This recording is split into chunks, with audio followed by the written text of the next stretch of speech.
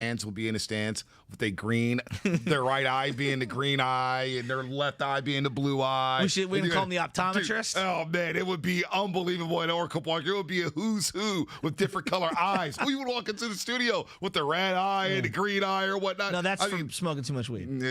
Well, got some, which will make you do some things like Sprinkle me, man. It would make you do some things like that. So there was a trade proposal that was thrown out on MLB.com. The headline was 5 trades that should happen, but won't. Did you see wait? that? Time out. Did you read the same article I read that was sent to my inbox? Because I literally teased that while you were doing your show to the guys, and they kind of fell on deaf ears. Yeah, the Max Scherzer one with Brad Hand, too? Absolutely. So you include Max Scherzer and you include Brad Hand, then you get Elliot Ramos and Patrick Bailey. Which was a ridiculous deal. overpay for me. Which I thought I would go do.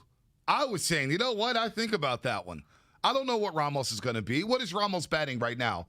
What is he batting right now? 240. He's struggling right now. And that's off the top of my head. He's struggling right now. Last time we looked, he was batting 260. He got elevated to AAA, and I thought part in why he got elevated to AAA was to make him seem more appealing to some of the teams in the trade market. Because it seems to me like they have made a decision on Ramos, and he's probably the one to get traded. Again, I am just total gut on what I'm reading, and it feels like Matos is now the guy in the outfield that is the untouchable guy. Well, you know what? Ramos can go bye-bye. Seriously, Ramos could go bye-bye.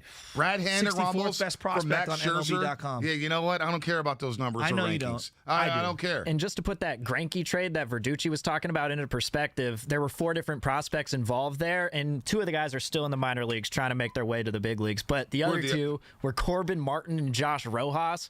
I think Corbin Martin has like an 8 ERA right now. Oh, my gosh. And Rojas has been hitting like 244 for his career. This is why, if you want to go all in, Giants fans, 888-957-9570. I'm trading Ramos and Bailey right now for Max Scherzer. I mean, you're telling me I get Max Scherzer for 8-9 starts, and I get to at least discuss him and say, hey, look, Oracle Park, great pitchers park. We got 30,000 here against the Pittsburgh Pirates on a Sunday. It's the Pirates in town. Your first ever draft pick, and you're going to throw him away? Max Scherzer, I man. have a hard time believing that. Look, I'm with you. I'm looking at the playoffs this year. This is why I'm doing that deal. I'm looking at the National League. Anybody in the NL East, I don't fear any of those guys. I'm with you. I don't fear the Braves. I don't fear the Mets. I fear Milwaukee. I don't fear Milwaukee's a team. I do. Milwaukee's a team. I'm glad you come around to that. Yeah. Milwaukee's a team. I have come around. Lakeford knows about those Brewers. All right? That's the Brewers team that's tough and scrappy. They got pitching. They got bullpen. They got starters, whatever. Then you got the Dodgers and Padres. And then I saw the Giants match up with the Cardinals and struggle a bit. Yeah. Struggle a bit because you got Arenado and Goldschmidt. The righties. I need to go get a jolt. You talk about a jolt? Go get me Scherzer. That's a jolt. And then you got a 3-game, again, you think about that. You get to the playoffs, you win the division, and you go to that divisional series in a best of 5. And I'm rolling out Scherzer, Gagne, and DeSclafani. And I could go Alex Wood as middle relief. I could go, what the hell do I do with Johnny Cueto? I don't know, middle relief. Maybe he closed. I don't know. It just looks so much better. And you know what? After a deal like that, Shasky, I still got prospects and moves for possibly Kimbrel and Bryant. I'm going all in on this year. Well, I'm going all in. I've been saying for a while they need to do a 97, basically go all in and trade a bunch of different prospects for multiple things. I agree with the premise. We absolutely need starting pitching. I will not debate you on that. I want a hog like Scherzer. I think DeRamos is probably a little steep price to pay for someone like that. Game gun to your head, even though I hate that game. Gun to your head, would I do it? Probably. I probably would do it. But I would say this, I mean this. They are not just a starting pitcher away. They do need that secondary. They do. They need an everyday right-handed bat, and they absolutely need to bolster the bullpen. So as tantalizing as Max Scherzer is, it's not just him. It's not either or for me. It's all. Literally all of the above, the D, as people always say when you're doing multiple choice, it's D, all of the above. I used to circle that in a lot on tests. D, all of the above. Did you ever look at the Scantron and try to make sure that you don't want to have too many Bs and too many Cs in a row? All the time, dude. B, B, B. Yeah. All right, let me switch it up. What's the algorithm here? Maybe I'll go with 3 in a row. Right. I can't go with the 4th one. No, it can't be 4 in a row. No, it can't be 4 in a row. That's a guy who's cheated on a test before. Right there, Stephen Lakeford. Tell me. Hey, you over there. What's the answer for number 7? And Bonte's over there turning around, and he's going, I heard D Ford looks good. D4 looks good. Let me tell you, being 6'4", 6'3", whatever I am, guy with the great vision that I had, you could see some papers. You could see, oh man, that girl's smart over there. What she got going on? Okay, you can see the pattern. Bonte, She's good. what's number 9? D4 looks good. Hey, Shaska, hey, Lake, forget it on this too. Seriously, if you guys, Friday, 1 o'clock came around. Yeah. And a headline came, and you got a report from Jeff Passan from ESPN or John Heyman, 12:59. Giants have traded Ramos and Bailey from Max Scherzer. I know I telling me you would send out that all caps tweet like, oh boy, it's real. I love players. I do. You know I do. I love the big names. I absolutely do.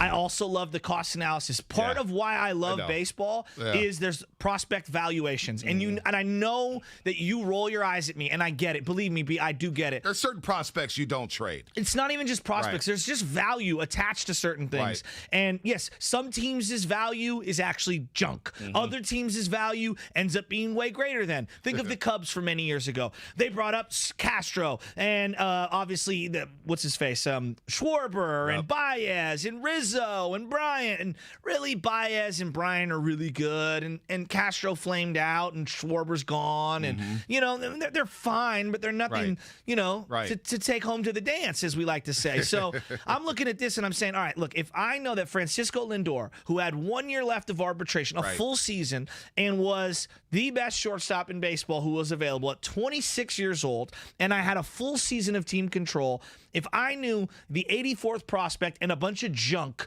got me him, and that was considered a great trade just 8 months ago, why would I surrender 2 of my top prospects in my organization, my number 3 and number 6 overall prospect, the highest being Ramos, who would be 64th overall, for just 8 starts of Scherzer? I love Scherzer. That, to me, is a rich overpay. But you know why? Because I have Farhan Zaidi. And I believe in Farhan Zaidi finding anything out there, finding talent. The guy found Lamont replenishing the farm is what you're saying. Replenishing the farm as well. Drafting, finding guys on the cheap, trading for guys like Tyro Estrada. Under the radar move. Looks like a major leaguer right now. Yeah, it was with the Yankees. I never even playing. Yeah. Goes down to AAA in Sacramento. It's a good point. Breaks. I mean, it looks like Farhan knows how to replenish talent at a very high level. So I'm doing the deal. Can you understand this part, too? I do understand the value. I understand what you're saying, So there's Chasky. the value, and then there's the other part of this. And again, I don't want to, I'm not attaching myself emotionally to players that I literally have only seen highlights of. Right. But there is a part of me, a small part of me, as a Giants fan, it's like, we waited so long to have a flush, an influx of everyday players coming through the system. I just want to make sure they're discerning. That's all I'm saying. Because partly why they're in the situation that they were in the last 4 years is every year at the deadline they did trade away of their any decent looking prospects for the Jake Peavies of the world. It's all we known as Giants fans. You and I growing up, and even Langford and Curley, they make moves at the deadline when they're in it. And I wonder if there's some pressure on Farhan from Larry Bear saying, "Look, now that's a great we point. don't know what the future looks like. A good point. We got to wait on we have to wait on these prospects. You got the older players here. Buster Posey's probably sitting there like, I want one more run. I want one more run, damn it. Crawford, I want one more run. I want a chance at grabbing magic, because we had Larry Bow on, longtime manager for the Phillies and longtime player, of course, won a World Series with the Phillies. And he said, one of the most underrated things about postseason baseball is going out there to Oracle Park. Going out there to Oracle Park trying to play a playoff game with these rabid Giants fans. You get the right players here, and you get home field advantage. I think you got to go for it. I think the Joey Bart, he can go. Ramos can go. Bailey can go. The only untouchable I'm looking at is Luciano. Well, I would put Matos into that. I think he's becoming. And again, I'm going like deep in the weeds here. I mean, I feel like Rambo in the jungle over here. Right, we are in the jungle. But no, I hear what you're saying. Here's the other part, and I think you make a great point here, and this is what I'll piggyback on you. If I'm Larry Bear, people hate when I say that. It's a business. It is. It's entertainment. So let's just say you're Larry Bear. I'm the number 1 team in baseball, and I feel like my Giants fan friends are super pumped and excited.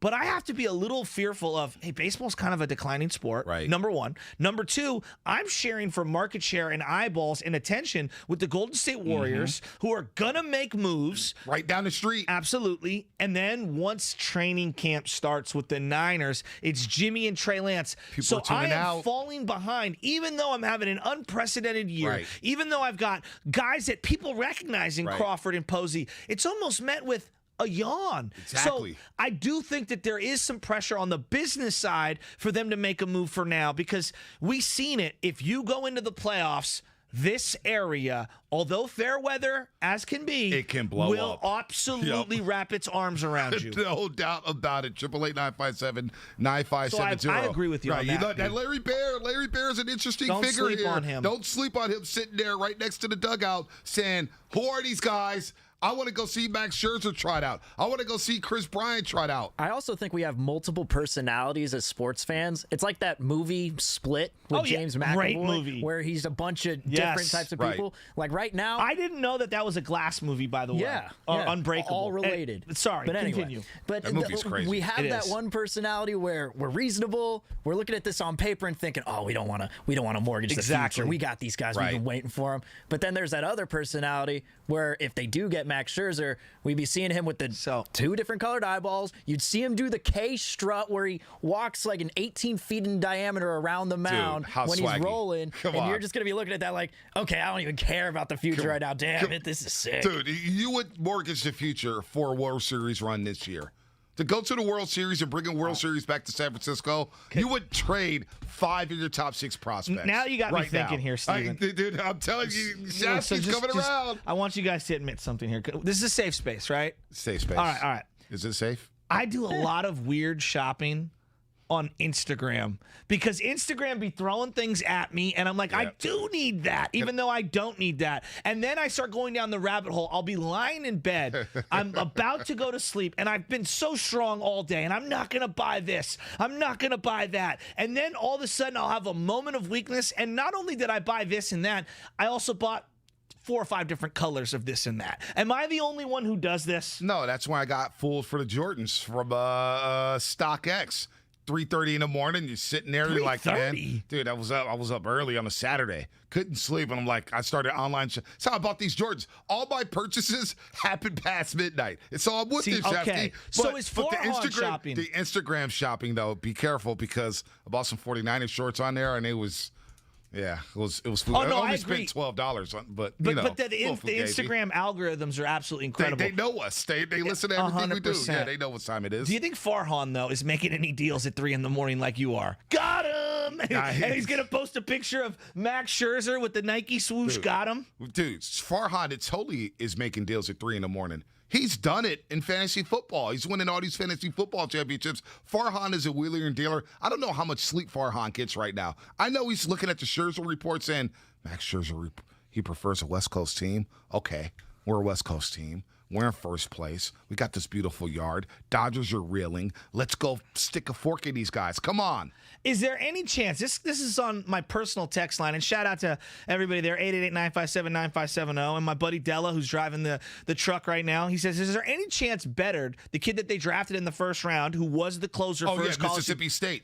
is there starter. any chance he is the right-handed bullpen option come September? The dude isn't young, and he's big-time tested. That's an interesting That's the kid with text. the dragonfly slider. Yes. They were talking about it during the Yes. MLB draft. They said, Looking like this Matt kid Cain. has a dragonfly slider. I said, what the hell is a dragonfly slider? Hey. It sounds wicked. I've never heard of something like that. But it goes like left to right or something, or right to left, and it's just falling off the dish. And the highlight package for better. It looked good. Oh, you look really It looked good. He's got nice velo, Yeah. 95, 96 or whatnot. So, by the way, our YouTube page is back up. Go there and nice. watch the show right now. We're also on Twitch. The Take Roasters on 2 Twitch. seconds Yeah, out, no hit doubt. subscribe. All right, it takes 2 seconds. You can check us on Instagram, Twitter, That's where obviously, we're at. 957 The Game. But go on YouTube, 957 The Game. Search it. Hit subscribe. We're gonna do some fun videos. 717 right now. Oh, come on, people. We want to get to 1,000. Come on, people. We want to get to 1,000. We got here. a big We audience. want to get all to right? Come on, 1,000. doggy. So Let's go. We got to break in a second. Yes. We got to break in a second.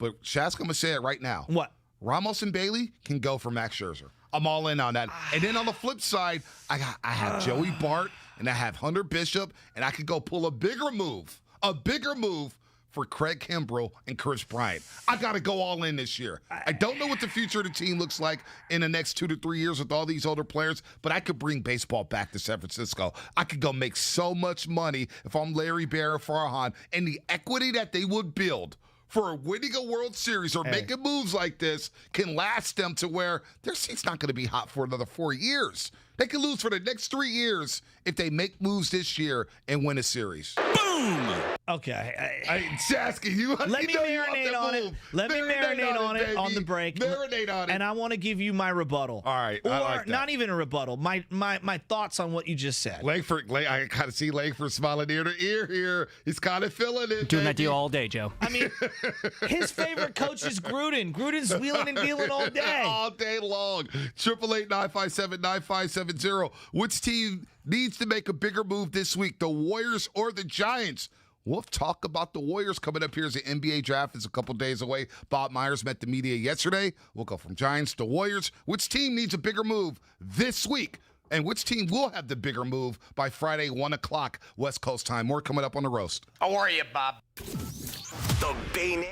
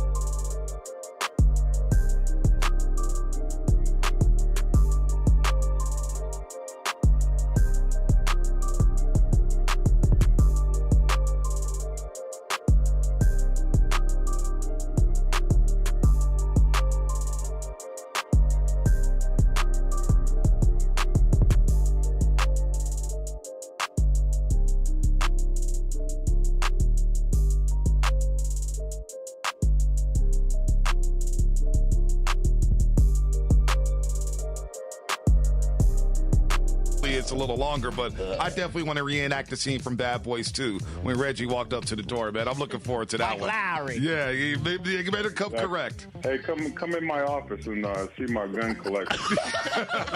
With Kate, Bonte, and Shasky. You know the worst thing being a dad, real quick, Shasky? What's that? Is that, oh, your daughter's so cute. Oh, she's going to give you trouble. And I'm just like, thanks for putting that into my dome. Now I've got to think about her being 15 for the next 15 years. It's troubling. Well, you are mentally weak, so that doesn't surprise me. Yeah, I get rattled really easy. Really quick. Really easy. I'm in for a long one. Yeah. So real quick, because we're going to get back into this Giants and Warriors conversation. I find it to be very fascinating. Shut up, You Brian asked Young. me something very specific, but Brian Tillman on Twitter just tweeted at you and me, and he sent a photo, it was like zoomed in, of Aaron Rodgers, and he's saying that's what you and me look like in the marina when we're trying to holler at some ladies. But I got to just describe what Aaron Rodgers looks like here. Yes, please. It's the most ridiculous thing I've ever seen. It's like an orange, like, what would you call those shades? What would the... Orange tint. I've been ski trying glasses. to find this for What like are the last those? hour. It's like snowboard sunglasses almost. They're incredible. The glasses are outstanding. He looks like he just got off the slopes up in Tahoe, and then he's got an Office T-shirt. And I'm not an Office fan. In fact, I think The Office is one of the more overrated shows of all time. But that's okay. It's a little hyped up, but on it's my okay. top 5 in terms of TV shows that are overrated. It's not there. Well, no, I've got it in the 4 spot. Oh, you got Office in the 4 spot? Yeah, in terms of most overrated. Yeah. Oh, overrated. Friends is okay, number gotcha. 1. Yeah, Friends is terrible. Just not funny at all. But I'll give you the list one day, maybe on YouTube one of these days. But yeah, the whole outfit is ridiculous. Then he's got the backpack, the slick back hair, where he kind of looks like Casey Jones from the first Teenage Mutant Ninja Turtles movie. I mean, it's an aura. The flip-flops, too. I mean, I forgot about the flip-flops. It's some underrated swag right there. The glasses, too. I actually want the glasses. You imagine you got to have, like, super confident. You got to have the confidence of a Michael Jordan to walk into training camp with those type of glasses on. I mean, like, you know you're the dude. You're walking in with glasses like that. Like, those glasses say, I'm the man. I'm the man, and you can't do anything about it. Oh, yeah! They actually look more like pro wrestling glasses. And speaking of which, I watched the Shawn Michaels doc. Oh, my gosh. I did that during vacation. How good was that? Dude, it was pretty good, How man. good was that? Dude, it was so good. I ain't gonna lie. Him and Marty Jannetty? Dude, Woo! and then the Montreal screw job against Bret Hart. I mean, that was the best. Bret's Nick so McMahon, stuffy. ring the bell. Dude is the best. Dude, Earl but Hebner? Dude, I went through all those. Booker T. Yeah, I have to see Steve that. Austin. Don't. Dude, Booker T. Let me. Unbelievable. I'm gonna get you, Unbelievable. sucker. I forgot about the grocery store brawl between Steve Austin and Booker T. Oh, all time. All-time All classic. time. Come on, all Forgot all time. about that. All right, so you asked me before the Right. break, because I do want to pay off the tease, as we call it in the industry. Tease. You were talking about, wanting to trade all of those things. If push came to shove for Scherzer, I probably would be bullied into making the deal. I probably would, because look, it's not often that you're going to have 62 wins on July 27th, right? Like, you got to look around the room and see where you are. Have some self-awareness. Right. You can't just be saving and saving and saving forever. We all know those individuals in our life who save.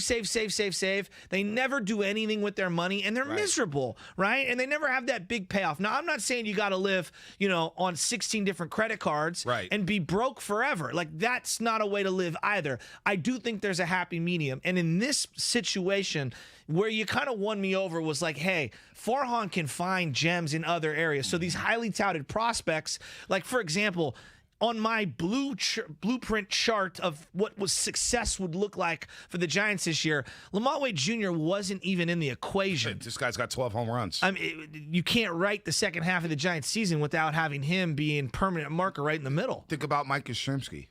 Nobody's thinking about Mike Yastrzemski. This guy's got 16 home runs this year, had a great 2020. He's now coming around. Another cheap find by Farhan Zaidi. You look at Thairo Estrada coming over from the Yankees. Another cheap option for Farhan Zaidi. Alex Wood, you see the way he's brought in Alex Wood and brought in DeSclafani and brought in Gausman. Gausman was terrible in Baltimore. Terrible. First-round pick. They were like he was a bust. And he was getting rocked by the Red Sox, Yankees, Blue Jays, Rays. It's a tough division to pitch in, and it's a tough yard to pitch in. He comes here.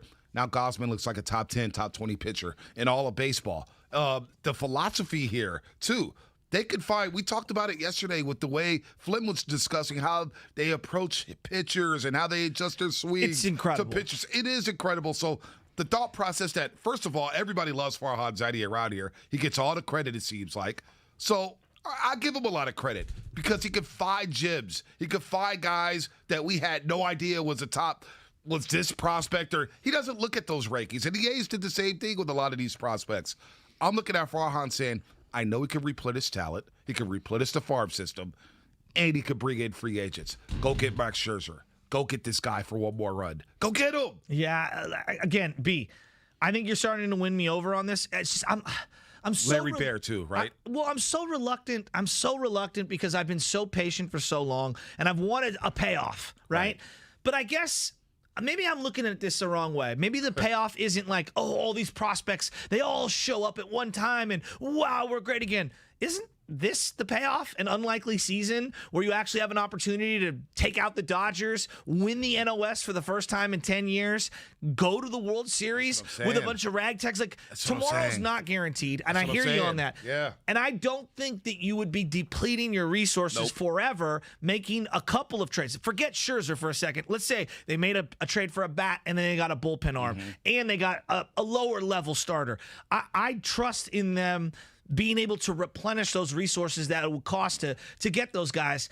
It's just those particular names, for whatever reason, I've attached sentiment to because that's all I had to attach any sentiment to when it comes to the Giants the last 4 years. Yeah, you know what? Langford brought up a great point, and he brought up the Zach Greinke trade because Tom Verducci was basically saying on High Heat with Chris Russo that he believes the Giants have an ace up their sleeve. They're primed to make a big move. And the Astros, when they made the move for Greinke, out of nowhere, nobody saw that coming. Kind of like the Dodgers or Darvish. We knew they were in on them, but the deal happened after the deadline. Yeah. And it was like, oh, wow, the Dodgers got Darvish. The Giants, and he talked about those prospects, Stephen Langford. He brought the prospects that the Astros traded for Zach Greinke. 4 prospects in all. 2 of them are still in the minor leagues. And the other 2 are duds in the majors. They're duds. So I don't know what these prospects are going to do. It's like the guy from Seattle, Kalinick, right? They keep talking about this guy's the number 4 prospect in baseball. This guy is batting 100. Yeah. He may be under 100 right now, and he looks totally overwhelmed. It just could be. It happens all the time. CC Sabathia, I remember, I'll never forget, was traded for a guy named Matt Laporta. Oh, Matt Laporta's going to be the next great third baseman. Oh, he's going to be amazing. Matt Laporta, I don't think he played more than 2 years in the big, so I'm trading prospects all day for Major League ready talent as Joe Shasky gets his cup of coffee. Go ahead, take a sip. I want to get Gene in Oakland Can on we just here. for a second, I want to put this on the YouTube. If you're on Twitch or on YouTube, 957 The Game. Did you Uber Eats that? No, I asked Madsen to bring a cup because I could get coffee at the machine. There are no cups here at the station. And this coffee, thank you, Kyle Madsen. Oh, I love you. I love Producer listening for, to you. Steiny Guru And Dibs. also a host. I listen to the morning shows from time to time on the weekends. This cup looks like it's been through war, and I hope it didn't spill coffee all over him because then I will feel like an ultimate jerk. Can you show that cup to our people on Zoom? It looks bad. Our realtors on Zoom. It looks really bad, doesn't it? I wish Gene in Oakland could see this cup. It looks like the cup exploded off the top. It looks like it hit the ground, and he just probably picked it up and put the lid back on. Better taste that thing. How's it taste? Oh, it tastes delicious. Wow. Yeah. Wow. Got that timeless coffee inside a Starbucks cup. It's timeless coffee inside a Starbucks cup. That's pretty Sorry. sick. But That's I'm going to go pretty to Timeless later this afternoon because I got to go over to Oakland. And I'm telling you, I'm going to check out that location on Webster. Dude, the shortcake, the cheesecake. Look at you. Oh, my gosh. The cheesecake is so good. So we had Hunter Pence in the studio on Friday. cheesecake. Did you hear about this? Yeah, unfortunately. Yeah, it was your boy may have been a little jealous. He may have been out totally understandable. I know nothing about being jealous at the radio station. But Hunter was hanging out, and, the guy is like, anything he puts in his system has to be pure and perfect, Right. And Right. he saw some of the pastries, and I said to him, I said, look, it's all plant-based. This is like the finest of the fine. And so he finally leaned in there and took a bite out of it, and Hunter Pence fully approved of the Timeless Coffee pastries. That's huge. Yes. That's huge the right apple, I was thinking it's called apple walnut. Oh. It's like a bread. It Yes, looks I like know what you're banana nut talking bread. about. It is so good. It has a little glaze over the top. Talk about going over to Timeless. You will be broke going over to Timeless Coffee. Because you end up spending like $70. And it's not a bad thing. I mean, it's just how good it is.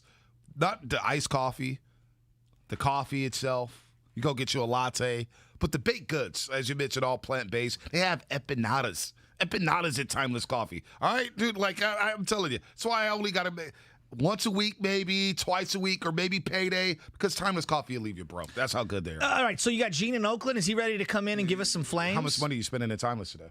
That's undisclosed. My wife might be listening. Shh. Tease.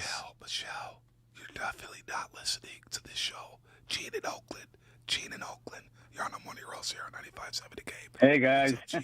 Hey, what's up, Gene? Quickly, girls are tougher to raise than boys. Funky. So, anyway, be prepared. Thanks, Gene. How many kids you got? Right, so How many kids you have, Gene? You got any kids? How many kids you have, Gene? I got three kids, 2 girls and a boy. Oh, boy. Oh, boy. Hey, oh, boy is right. Poor boy.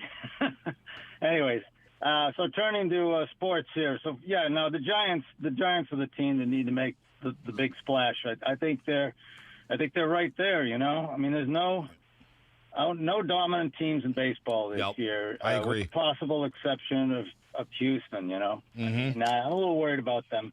Tampa Bay, too. Tampa Bay's pretty good. What's up? Tampa Bay's pretty good with the Nelson Cruz trade. Tampa Bay, don't forget about the Rays. Yeah, I know, but still, I think the Giants have a real shot at it. If they could get a Chris Bryant or a Max Scherzer or even help out with a Taylor Rogers. I mean, I think that's gonna help pave the way.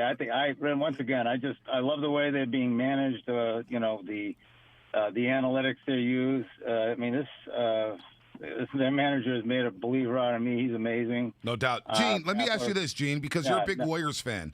What do you think the Warriors do before the draft? Draft's a couple days away. What do you want to see the Warriors do with 7-14? All right. What I would ideally like to see them do is package 7-14 and just get a good guy off the bench that can, good playmaker to come in and spell Curry. I mean, and if it takes Wiseman to get a quality player, fine. But the Bradley Beal talk really bothers the hell out of me. Why? I mean, we're talking about giving up Wiggins and the draft picks and maybe even Wiseman. Yeah, that's ridiculous. Beal's 2 years older. He's 4 inches shorter than Wiggins. And Wiggins, the second half of the year, he was playing like an all-star. I mean, he was one of the best defenders at the wing position, and he was scoring 20 points a game. A guy named Klay Thompson that had those same, stats. So, I mean, I think he's been undervalued, and straight up, I'm not sure I would trade Wiggins for Beal, for God's sake. Wow. The guy can't play any defense. Wow. So I think that's nonsense. I'm sorry. Bradley Beal is an elite scorer, but that's all he is. So Gene, Great I call, love Gene. you. Great call, Gene. I'm sure he'll be tapped into the NBA draft, and I'm not trading all those assets for Bradley Beal. We discussed this yesterday. Yeah, it went a little crazy online. Did you see this? Crazy. I did see it. I got called a lot of idiots. Oh, you did? Yeah, I did. A lot of people want That's an Bradley upgrade Beal. from some of the things you've been called in the past. I mean, it's been a few things. I've seen nastier. 888-957. I caught him off guard there. 888-957. There's been some bad names. Like, whoa, okay, online gangster. Bonte, you're trash. I mean, yeah, basically. Which team needs to make a bigger move this week? Warriors or Giants? What team do you think will make the bigger move this week? 888-957-9570. Forget that for a second. Just forget that. Suspend that question. Who's more pressure on? I know we talk so much about the Warriors trying to win a championship with this core. Like, isn't there a lot of pressure in a sneaky way on the Giants as well? Like, next year's not guaranteed. There is a huge roster overhaul going to happen next year. Well, what I see from Giants fans is that, Farhan is a god. He's already crowned. And Farhan's really good at his job. But Farhan could do no wrong. And if the Giants make the playoffs this year and they bow out in the first round, people, I think, will be happy. And they say, you know what? We didn't expect to make the playoffs. We had an aging Buster Posey, an aging Brandon Crawford, and we had a fun season. It was a good time at the Yard. I think Giants fans would really be okay with Farhan not doing anything. Even Seriously. though Posey, so right now Posey has the same amount of rings as Steph, right? We don't think of it that way, but they do, right? And, that's a great point. And Posey, I feel like Posey's got less left in the tank than Curry does. And maybe I'm wrong on this one. You could tell me if you agree or not. But like, I feel like there's more, in my estimation, I got way more of an immediacy trying to fulfill Crawford and Posey's final wishes than I do Steph. Look, I think Steph can still be great for another 4 or 5 years. That's me. Some might disagree. I'm not sure Posey and Crawford are great for the next 4 or 5 years. Yeah, I don't think so. But I'm just looking at it from, and that's interesting you say that, but from a fan perspective, I'm just thinking, like, I think there's a lot more pressure on Bob because if they don't pan out, if these picks don't pan out, or if they make a trade for whether it's Bradley Beal, Miles Turner, who the heck knows who they're going to trade for, or if they do make a trade and they don't get another deep playoff run out of Stephen Curry, they're going to look back. A lot of people are going to look back at this offseason saying the Warriors whiffed. They whiffed big time, and they wasted, quote-unquote, wasted. I don't buy into that theory about wasting prime years or whatnot, but that's the notion is going to be we wasted Steph Curry playing as an MVP, where Buster Posey had some bad years, and we didn't think we'd ever see this type of Buster Posey again after the year 2017, 2018, 2019, and him skipping 2020. So I do think there's a little more pressure on Bob Myers, Steve Kerr, and Joe Lacob to make some magic happen and try to coax one more run out of Klay Thompson, Draymond Green, and, of course, Steph Curry. If I had to choose between the two, I think it's so much harder to be a basketball GM than a baseball GM. Mm-hmm. Baseball GMing, the Giants won the World Series giving out one of the worst contracts of the generation. I know. Okay? I know. That does not happen in the NBA. Nope. Right? You have to be very meticulous with every penny spent, every roster decision. There are no throwaway spots, right? The money and just the ramifications of the CBA make it so difficult to try to assemble a great team. And even when you have a lot of great superstar players all in their primes, someone could get hurt. Things happen. I mean, look at what's happened with the Nets this year, for example. So I just think Bob has a very more difficult task ahead of him. No doubt. But that being said, I still think, in a weird way, I actually think the Giants have more pressure. I really do, because I think their window is so much smaller than whatever the window is for the Warriors. Like, look, the Warriors, I think we can all agree, at the very least, you're looking at 2 years. Right. Right? I think for the Giants, it's this year and next year, and that's it. Wow. And I don't even know if next year's carryover. I mean, Carl's going to be a free agent. No, it's definitely a question mark next season for the Giants. I'm looking at it from just the responses I've seen on Twitter and just talking to fans and discussing the Giants. And they're saying, look, man, they're playing good baseball. I'm happy. It may not end. I don't think they're a great team. I don't think they're going to win the World Series. But you know what? They're playing good baseball. I'm happy with that. Where Warrior fans, it seems like it is toxic. It's like, you better get somebody. Or if you don't get anybody and you don't get to the Western Finals, but you make up an interesting point there about the Giants, something that I do believe that next year's unknown, which is why, in essence, I want to see them. Which is why I want to see them go all in this season, because it's like, I don't know when you guys are going to be good again. Who's the next star for the Giants? Luciano? He's in high A. I don't know. He's in high A, Shasky. I mean, what are the chances? Like, if we were to, probability-wise, Vegas-wise, what are the chances Craw and Posey have 1 year between the two of them similar to the year that both of them are having this year? Like, I'm sorry, I love both guys. I have a hard time signing up for that. You know what I mean? Like, no doubt. Now, what are the chances that Klay comes back at some version of what he used to be, and Steph is some version of what he used to be, even though he had a great year this year, which we all agree was one of the best years Curry's ever had. Like, I'm probably betting on Curry and Klay being closer to what they used to be than Crawford and Posey. Having a year like this. This is an outlier year for Crawford offensively. That's a great point. 4/5 of the starting rotation is going to be free agents next season. Wood, DeSclafani, Gosman, and, of course, Johnny Cueto. So you may not – who knows what the starting rotation may look like next season. Who knows what the bullpen will look like. I believe Jake McGee will be a free agent next season. You make an interesting point there. And don't you also think that when it comes to the fan base, I think our show, we've got such a big, great audience. When I hear people from our show, they seem to be very nuanced, and they listen to both sides of it. Doubt. They don't lose their minds. No doubt. The stuff I see on the internet – independent of this show, I think the majority of it has flipped. I think Giants fans used to act the exact same way Warrior fans act right now. And I think after a couple of years of being down, now it's, hey, we're happy-go-lucky. You are not happy-go-lucky when Matt Duffy was traded away. Matt Duffy for Matt Moore was one of the most hotly debated internet discussions of all time. I can't believe I'm saying that. I worked at the other station. And let me tell you, it was incessant how many fans called in to say, how could you trade the big cat and Matt Duffy? The runner-up for the Rookie of the Year. Dude, Skeeter. Oh, we're going to miss Skeeter, the overweight cat that Matt Duffy had. Oh, my Lord. 888-957-9570. You make a compelling case, Shasky. I'm not going to knock you for that. Well, because, look, I think... Because that may be the question. Who has more pressure at the deadline between the Giants and the Warriors? Who has more pressure? Not about making a bigger deal, but who has more pressure? And I didn't... Who do you think? I just feel like the Giants are playing with house money.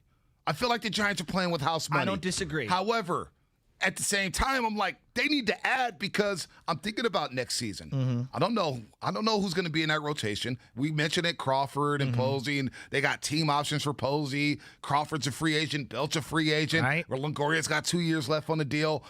Does Yastrzemski have another year like last year in him? He's come back. Is Lamont Wade Jr.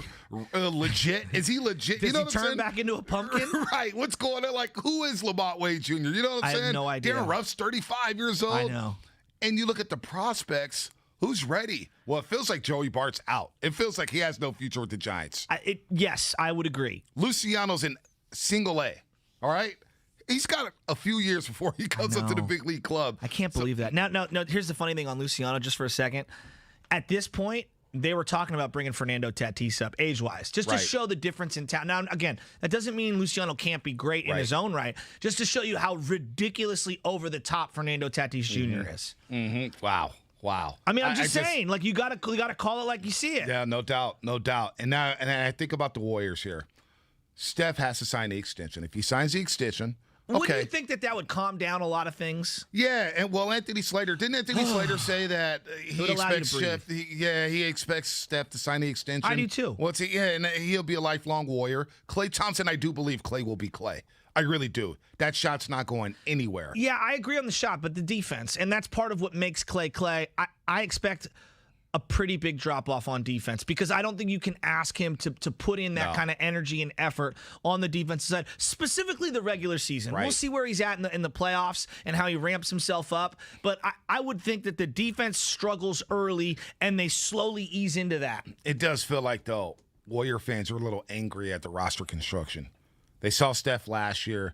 They don't get to the playoffs, the Warriors, that is. See, I think they were in the playoffs. They were 8 seed. They played the Lakers game. Yeah, the Lakers game was really fascinating. Yeah, that's semantics. Memphis on Friday night. I mean, I don't know. Let's go to Alejandro in San Francisco. Alejandro, good morning. You're on the roast. Long time no talk. Who has more pressure on him to make a move? And whoever makes a move, who needs to make a move, I should say? What's up, Bonte? What's up, Joe? Yeah, it's been a while, but I'm glad to be back on. Well, as far as who has the most pressure, I do agree. I think the Warriors do have the most pressure right now. The Giants, we're just happy to be in it, right? But what I wanted to add as far as the Giants, I think if we look back at 2010, 2012, and 2014, each of those years, the Giants did make a move. 2010, we got Cody Ross. He hit those home runs in Philly. 2012, we all know we got Hunter Pence. We all know what he did. In 2014, we got Jake Peavy. All were instrumental in the playoffs. So I think, the Giants, we're doing good, but we're always missing that one piece to kind of help us in the long run, right? So, this is the year, and baseball is so much harder to win it. So I would just go for Max Scherzer or whoever, right? Whoever can make that impact in the long run. But nice to hear from you guys. Hey, nice call, Alejandro. Call back, Thanks, man. buddy. Call back. Good call and there. And subscribe on YouTube, 95.7 The Game. Check us out on Twitch. Don't forget, download that Odyssey app. Guess what? You can listen, watch. I mean, basically, you choose your experience here at 95.7 The Game. And the YouTube experience is catching some steam here. 728 subscribers. I mean, come on, people. Come on. Take the time out. Everybody's got an iPhone. I mean, or an Android. You got YouTube on there. Yeah. Sign in, log in. If my dad can do it in his 60s, you can do it. I mean, come on. Smile, people. Your dad's rolling with a Metro, too. So, I mean, he could do it on a Metro. iPhone. What are you talking about? Got no iPhone. Papa Shasky. My dad, he got the iPhone with the giant print. I mean, you could you could do like 24 font. Dude, I'm like, whoa, dude. Don't be disrespectful. What does your dad think the Giants should do? Oh, my dad wants them to get a hitter. I mean, he's dying for a hitter, and he wants a legit closer. Okay. Bad. He really wants a legit closer because I think that he gets acid reflux in the 7th, 8th, 9th inning of every single game. I mean, we all do. Craig Kimbrell, Chicago Cubs, 23 saves. His ERA, is at 0.49. Whip, 0.71. What are you doing for Craig Kimbrell? I mean, it's not Kimbrell. I want Kimbrell. Absolutely, I want Kimbrell. And I want Bryant, though. I think you go with the same kind of a deal that you did in 97 for the White Sox. Like, I want multiple things. And in that scenario, B, I'm absolutely surrendering Ramos and Bailey if I had to. Right. Even though they have Contreras at catcher. 888-957-9570. More for phone calls in just a second. We'll get the Bob Myers sound. Hey, somebody just tweeted me, and this is interesting because I think this is why I'm leaning over towards the Warriors having more pressure than the San Francisco Giants. The fact that they didn't move Kelly Oubre Jr., which I thought was a good move at the time because you're not going to get many assets. But with the way Kelly Oubre Jr. has talked this offseason, we read the quote yesterday at the Hoops Hype podcast, the universe tried to keep me in a box. I need to spread my wings. Now, he later on did add that he learned a lot of leadership qualities with the Golden State Warriors, but I don't even know what that means, the universe keeping me in a box. I was unable to spread my wings. Can we get Andrea, the astrologer, on? I'm sure she can help him out with. I don't think she's up this early. You know, she's living in Berkeley. She likes the hippie lettuce, but okay, Kelly Oubre. We spent so much time. My brother used to say to me, "Why do you talk so much about Kelly Oubre Jr.?" I'm like, "It's the Warriors. That's what we have to do." But Kelly Oubre Jr. I'm so done with Kelly Oubre Jr. You ever heard of? Pontius Pilate, he would wash his hands, and that's what he did to Jesus in the Bible. He washed his hands clean of the situation. Mm-hmm. That's what I would do if I was the Golden State Warriors. I would Pontius Pilate myself away from Kelly Oubre. I want nothing to do with Kelly Oubre. Because honestly, I think we have hyper-focused on Wiseman being the young guy that doesn't know things, and because we're looking for a scapegoat. I actually think Steph Curry was way more frustrated with Kelly Oubre than he was with James Wiseman. I think James Wiseman has become an unfair scapegoat in this entire equation, and I think the person that he was looking at is like, dude, I expected you at your age and the amount of years in the league to understand how to play the game a little better. And I think when we talk about team IQ lacking, Bazemore on line 1, on line 2 is Kelly Oubre. Yeah, that's a good point there. 707 Scherzer wants a big extension. Do you think the Giants should extend him if you do bring him in? I give him a 2 or 3 year extension. Of all the multi-year, $100 million contract deals for pitchers, he's the only one that's been great. Yeah, I'll give it to him. I would absolutely. And I know we were talking about Greinke. If you get a Max Scherzer, we keep saying, it's like Greinke going to the Astros. Go back before that. When they swung the deal for Verlander, when Verlander the waiver deadline, that to me was the kind of signal like we're all in because the Astros had been building and building and building, and it was all young guys, and then they went with the veteran pitcher to kind of be the centerpiece of a bunch of young dudes.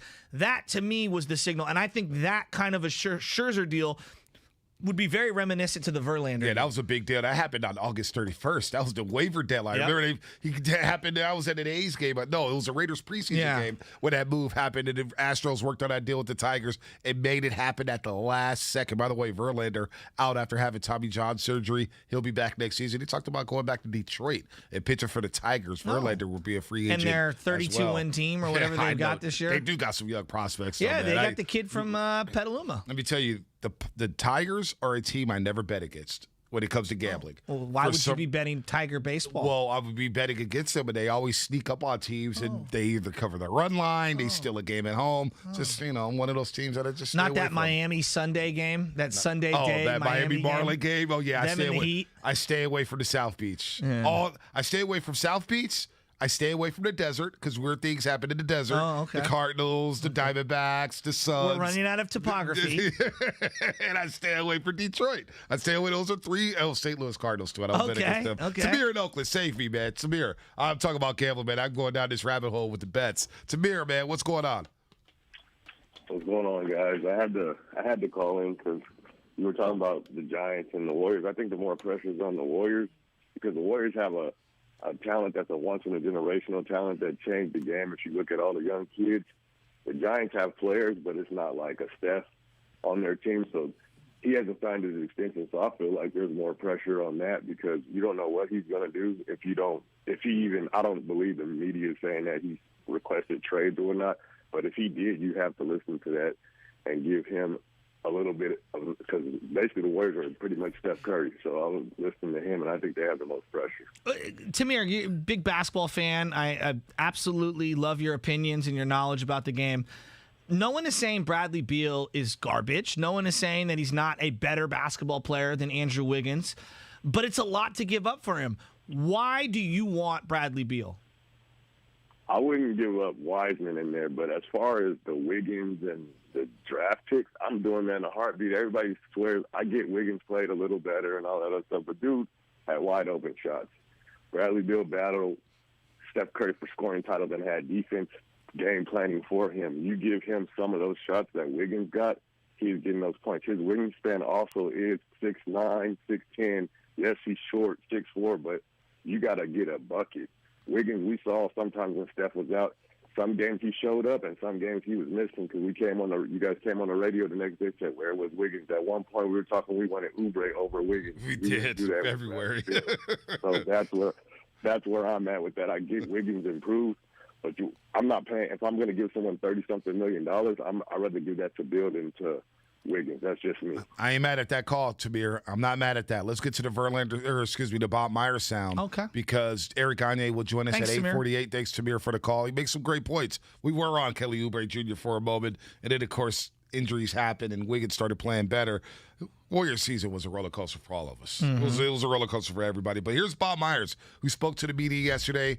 Here's what he had to say about talking to Steve Kerr, Draymond Green, Steph Curry, and Klay Thompson about the upcoming NBA draft. Steve and Draymond, their time zone isn't great for this. But Steve's I got a text from Kerr like 3:20 in the morning, which is great. I don't have my phone near my bed, so I didn't get it till 6:30 or something like that. But Draymond and I spoke the other day. One year he actually sat in on the draft, which you can't be more involved than that. And we would be fine if you want to sit in on this draft. He's doing something more important, trying to win a gold medal. Steph's in a little bit of a different time zone right now. Klay was here rehabbing, but I think he's down in LA. But Klay's always been the least engaged on these things. Doesn't mean we don't love him, and I'll listen to what he has to say. Bob Myers. What draft was that Draymond sat in on? It was the draft where the Warriors selected Jacob Evans in the first round. Okay. Evans. Okay. Jacob Evans. Just curious. Jacob Evans. Because I think a lot of Warrior fans, they try to attribute Draymond Green to, I have talent. He can identify it. He knows what to look for. Everybody thinks that they're a talent evaluator in every sport. Right. We all do. I'm guilty of this all the time. All no right. doubt. It's really difficult to try to identify someone at the bottom of the first round and say that's the guy to get. I don't even know if Draymond wanted Jacob Evans. Right. I'm Who just knows? saying Who knows? which draft was it? Because Right. I'm sure had they selected, I'm just saying, Pascal Siakam and he developed, Draymond would have got all the credit for that. But it's Jacob Evans, and Draymond is not attached to that pick at all. He would have taken a victory lap. There's no doubt about that. 100%. Here's what Myers had to say on the next 3 days, because at some point, the Warriors will have to make a decision on who they may draft. Eventually, you have to pin it down. And that comes down to processing everything we've seen and done and heard. I was on the phone with a college coach today, and at some point you want all this information, but at some point you just want to say, okay, that's enough. Now we got to decide and get some clarity of thought. So the next 3 days will be what the previous 30 have been, which is, do we want to draft? Do we want to draft 2 picks? What if you draft a young guy at 7? Do you want to draft a young guy at 14? What do we want our team to be? All the things you write about, we're trying to figure out. And there's no perfect answer to that. There's no perfect solution. So we try to do the best we can and with what's put in front of us, whether that's the best trade, whether that's the best, just take the picks. So that's what we're trying to figure out. All right, Shasky, here to me, this next quote from Myers is the money one. Because a lot of people, we're talking about pressure, right? Which team has more pressure to make a move or to win? The Giants or the Warriors? And I respect both sides of the argument. But the urgency for the Golden State Warriors, it really feels like they have to cash in on these 2 lottery picks. They really do. There's no Minnesota pick next year. If they make the playoffs and they're a 6 seed, they're going to get a pick in the high teens, low 20s. That may not be enough to get a star next season. So, and then you always talk about the finances. How much money do the Warriors have to spend? How much? Not much. They're broke like us, Shasky, when it comes to the salary cap. They're proportionately broke based on their expenses. Exactly. That's what I'm saying. That's what I'm saying. They have to be frugal like you and I do on an everyday basis. But here's what Myers had to say on the urgency of winning this season. We want to win, But do you draft a player that makes you better in 1 year that might not be better in the second year? And these are the things we get paid to try to get right. There's short-term decisions that are good. There's short-term decisions that are short-term decisions that you regret. And fans and ourselves will blame us, which we would deserve if we get it wrong. So that's what we're trying to figure out. This stuff isn't easy. It isn't always clear. You'd like clarity. Last year I've said this before, Clay being injured made it hard to see what we were. And I really hope next year, and I think we all do, let's find out what we are, whatever that is, whatever it comes out looking like. Can a rookie help us quicker, later? Rookies traditionally don't help early. I don't care who they are. But you'd like to find guys that can play a little bit with what we're limited to do in free agency, which is minimums, maybe taxpayer mid-level. Maybe that's a chance to grab some vets. We've done that before, but that was a team that everybody wanted to come to. Will veteran players want to come now with Clay coming back? We'll see. So we have to balance all that stuff, but we hear it all, Anthony. The idea that we don't want it to happen soon in the front office or Joe doesn't want it to happen soon isn't accurate. We all want the same thing, but we have to kind of figure out how to go about doing that. I keep kind of thinking in my head the amount of pressure that must be going on over there at Chase Center. Just all the people that are involved at the top, right? The pressure. We've talked so much about, you got to win. Milwaukee had so much pressure to win leading into this year, right? Okay, you got to win now. Then they make a big-time deal for Drew Holiday, and there's so much pressure. Right. Giannis is the back-to-back MVP. You got to win. You got to win the big one. And then they finally break through. And it's hard to finally win and break through and win one. It's really, really hard. But I swear to you, there are days that I think it's as hard, if not harder, to do what Bob's trying to do, which is reinvent your team on the fly with more constraints, and you're trying to race against time. Look, it's the chicken or the egg, right? Winning the first one's really, really, really difficult. I don't dismiss that. But I also think it can be at times even more difficult because you're dealing with bigger egos, more accomplishments, more pressure, more winning. This is a really, really tough situation he finds him in. I'm not crying a tear for him. This is the job he signed up for. I think he's equipped to do the job. I just don't think people understand how difficult it is. Every little tiny thing is scrutinized. And it's, oh my God, you wasted the final couple years. I mean, think of Bobby Evans for the Giants. We're still crushing Bobby Evans. The guy helped this organization win 3 rings. Whether it was Sabian at the top or Bobby Evans and his influence or a combination of the two. Even laughing stock around here now. We can't even give the guy his flowers. No, not at all. Not at all. By the way, no update from the Olympics.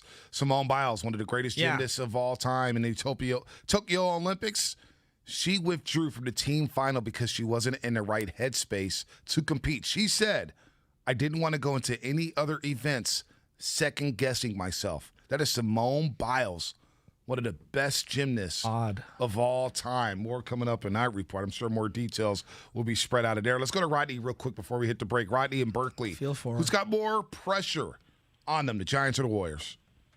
Come on, man. It's obviously the Warriors. The Warriors scouting team.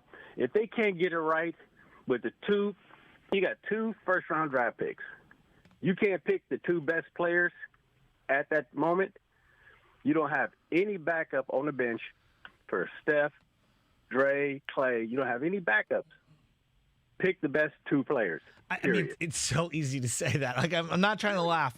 It's so easy to say that. You're right. Yes, just pick the 2 best players.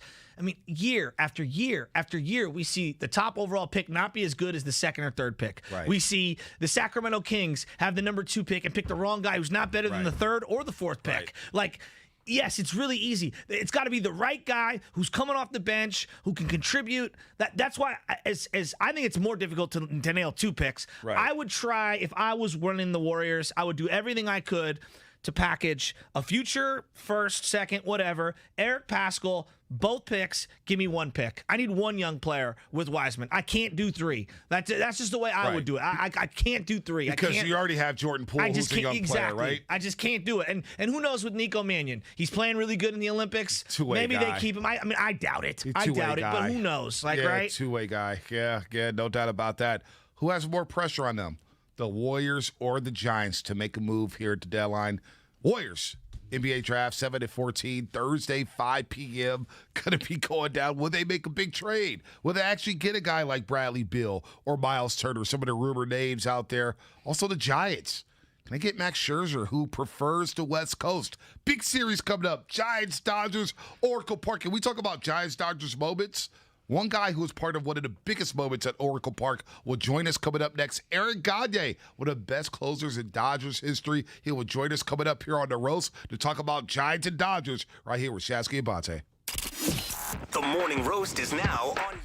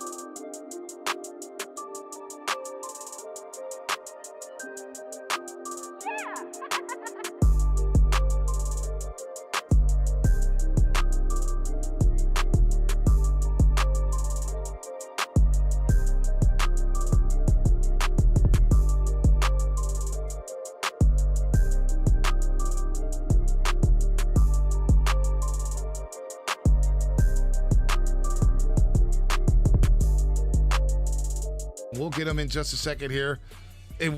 What was it, a 10-pitch, 11-pitch at-bat, just fastball after fastball after fastball. And Bonds ends up going yard to deep center, right center. Classic at-bat when Eric Gagne was at the top of his game, Shasky.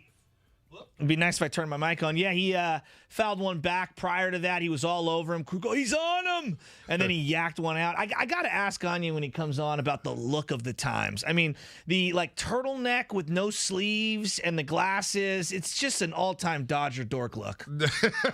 No, but you know what? He remade himself. He reinvented himself because remember he was a starter? He was struggling. He was struggling as a starter. I remember this. And then he goes to the bullpen, and he has 3 straight years where he saves at least 45 games, 52, 55, and 45. It was like, damn, where did that come from? And you look at the ERA that he had in those 3 years, 1.97, 1.20, and then 2.19. He was a Cy Young one year, correct? Yes. He won a Cy Young. Had a 1.20 ERA, and the whip was low. So Eric Gagne, he'll join us here as he is right now on the Morning Roast, the 3-time All-Star. Won a World Series in 07. That's right, 07.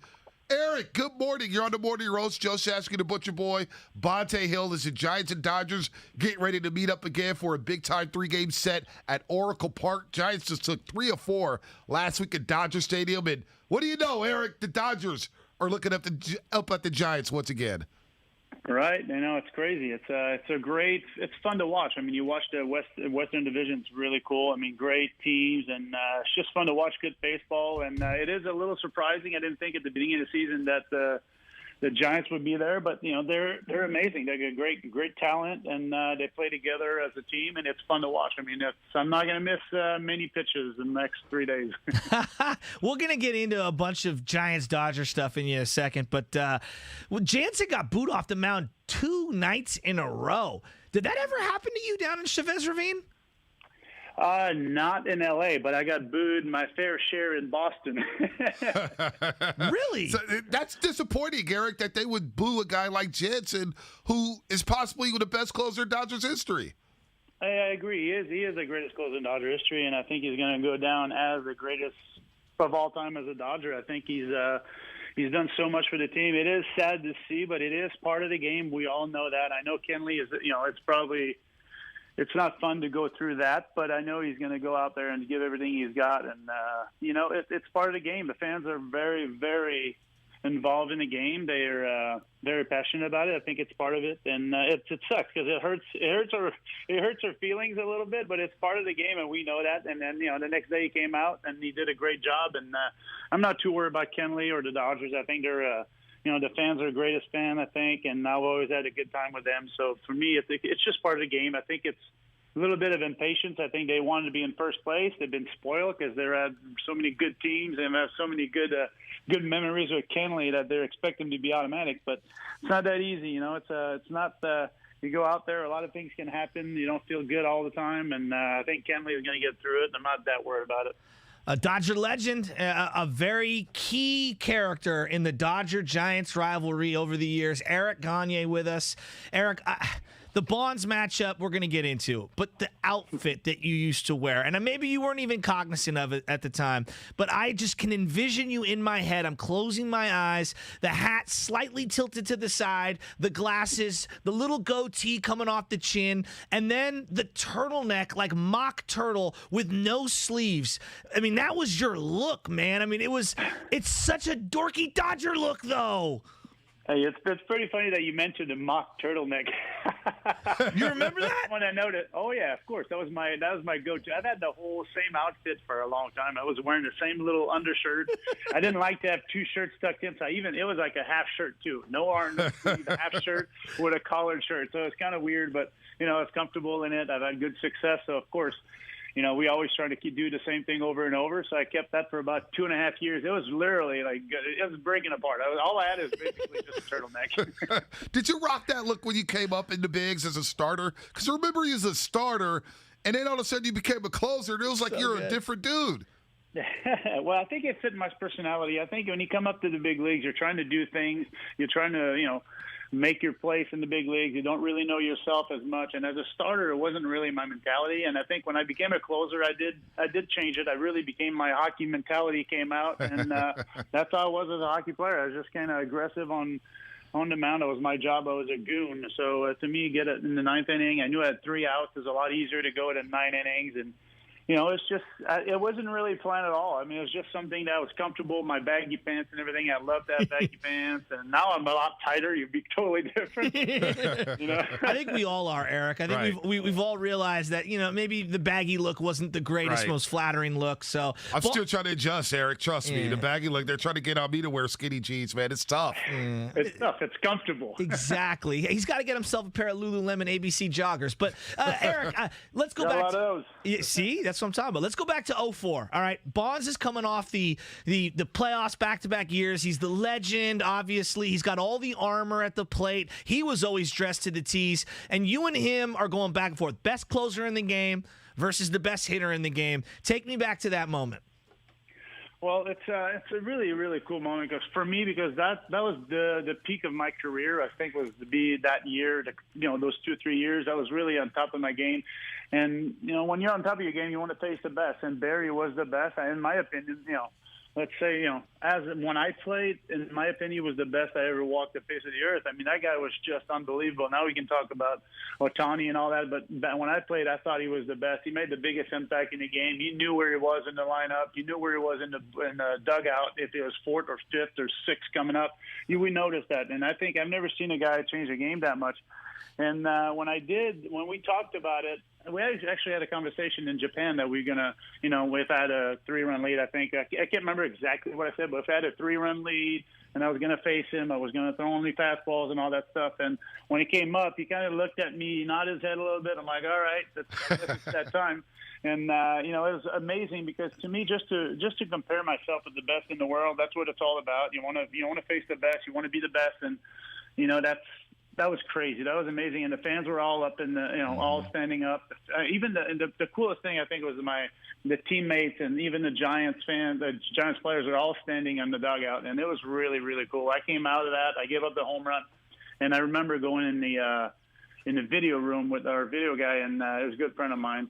And I was smiling. He goes, "What are you laughing about? I just gave up a home run." I'm like, "Man, that was the best time I've ever had in baseball. I gave everything I got, and he just beat me, and I got beat by the best in the world." Not a lot of people can say that. So it was really, really cool. And, he's the best I've ever faced. He's got, that's the guy that you got to – now I wish I could see him in the Hall of Fame, someone that did so much for the game, and it's pretty amazing. No doubt. We all wish to see him in the Hall of Fame. And a lot of people forget with that at bat because I remember the home run, Eric, and we watched it live. We're like, oh, Bonds did it. Giants lost that game 3-2. You actually got the save in that baseball game, and nobody ever brings that up. That's okay. It's all about, it's a moment in time of your career that, defines you, and I think that defines both of us, I think, as players. And the rivalry, and you put everything, you put the whole history of the Dodgers and Giant rivalry. I think that was me and him. I represented Dodgers. You represented Giants. I was blue. He was orange. I hate orange. He hates blue. And we went face to face, and you won. So is that your favorite moment in the bigs? I mean, you won a Cy Young. You're a 3-time All-Star. You're part of a World Series team in 2007. Like, is that moment right there, even though you gave up a home run, when you look back at your major league career, are you saying to yourself, that's the moment right there? That's the moment me against Bonds. That's the moment where I was really challenging myself against the best. But my favorite moment was actually, we talked about Kenley getting booed. I actually blew a save after my streak was done, and I got a standing ovation at Dodger Stadium. That was really special to me. That was really cool. I think it's something different that, you don't, there's a lot of moments in a career you say, oh, that was amazing. That was amazing. My first start when I won the Cy Young was kind of cool, but I didn't really care that much about it because it's more of a, it's in the off season, you're not with your players. But I think when you're with your fans stand up for you. They got me up every single day. I didn't miss any saved those 3 years, and they really got me going with the adrenaline. So I think that was my favorite. These two moments were my favorite moments of my career. You know, Eric, I love how you lean into the rivalry. It's freaking awesome. I love that you lean into this moment because there's a lot of guys that, for whatever reason, getting their own feelings. But it's an iconic baseball moment. You brought up Ohtani, and I just got to ask you, as a guy who was one of the best at his craft of closing games out, and you faced, obviously, Barry Bonds in this moment. That's why we brought you on here. Seeing Ohtani kind of give you shades of the Bonds athleticism at the plate and the dominance and the power, and then going to the mound and throwing as hard as you did, but being a starter as well. I mean, it's got to be pretty incredible just as a baseball fan to see what he's done this year. It's hard to believe. It's hard to believe that he can do these things. You know, it's like you're Mike. Yeah, I was the best in the world. I thought I was pretty legit, and this guy comes in. He just makes everybody look bad.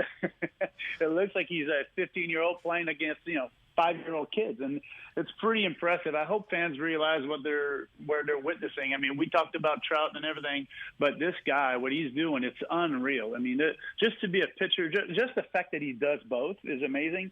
The fact that he does both, he's basically all-star and at both play. He could be an all-star first. I don't know where he played in Japan, but that guy is impressive.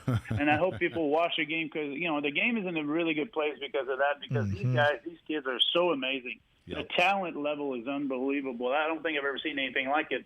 They're a lot younger, but they're amazing talent. So it's fun to watch this guy. Eric Gagne here on the Morning Roast on 95.7 Again with Joe Shasky and Bonte Hill, former Dodger closer, Cy Young Award winner, and 3-time All-Star. Eric, when you look at this Dodgers team and you see them dealing with injuries just like the Giants, but Bellinger's hitting under 200, Mookie Betts is hurt, Seager's out, Kershaw's on the IL. We don't know what the heck is going to happen with Trevor Bauer.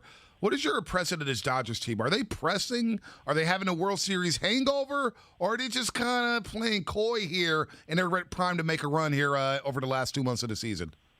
I think you guys should look at the Giants and give them credit. I think the Giants are doing everything everything they're doing is really good. I mean, you look at Cap over there. I mean, all the players are playing together. The Dodgers are going to be fine. I think they're going to be, they're a very, very mature team. I think they've been there before. I don't see any panic going on.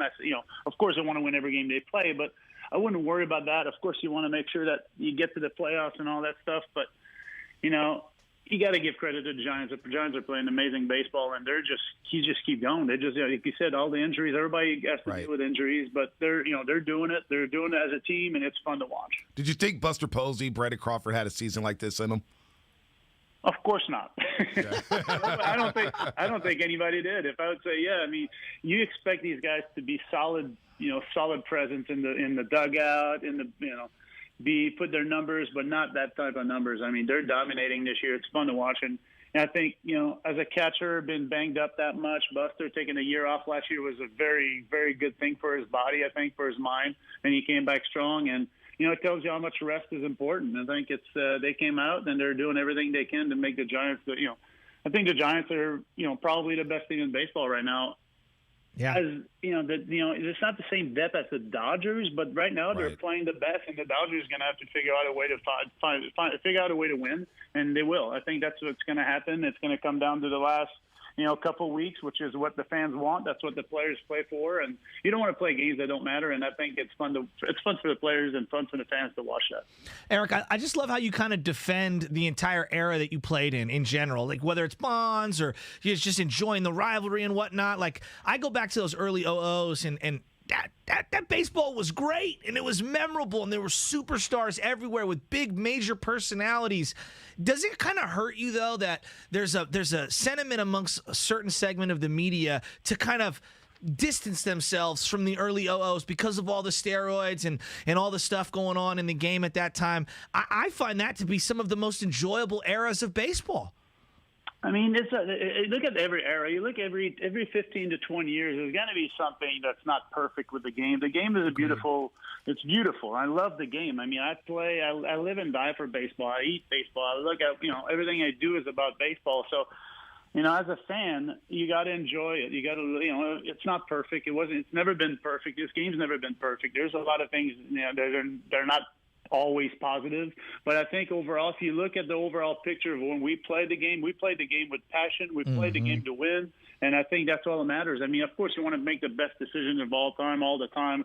You don't want to make no mistakes, but that's not reality. We're all humans. We're all guys that's going to make, we're all humans. We're not perfect. Right. And I think the most important thing is to understand that, hey, we want this game to grow in the right direction. We want this game to be as perfect as possible. It's an individual game to play as a team. And it's important to really love the game. I think the most important thing is if players go out there and give everything they got and they love the game, the fans will realize that, and they'll know that we care about the game, and that's the difference. I mean, if you care about the game, you make mistakes, you apologize, you say, you know what, I'm gonna make a positive out of negative, and that's what it's all about.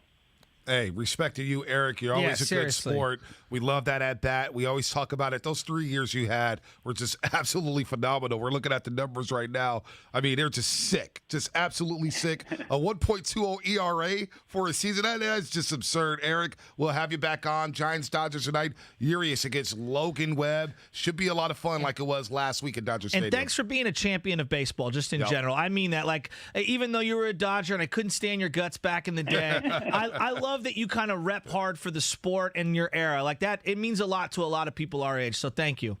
Well, we're baseball fans, so let's get the game in the best position possible. I think it's, with the talent we have right now, it's pretty special. Let's watch it, let's enjoy it, and make sure that we take care of that game.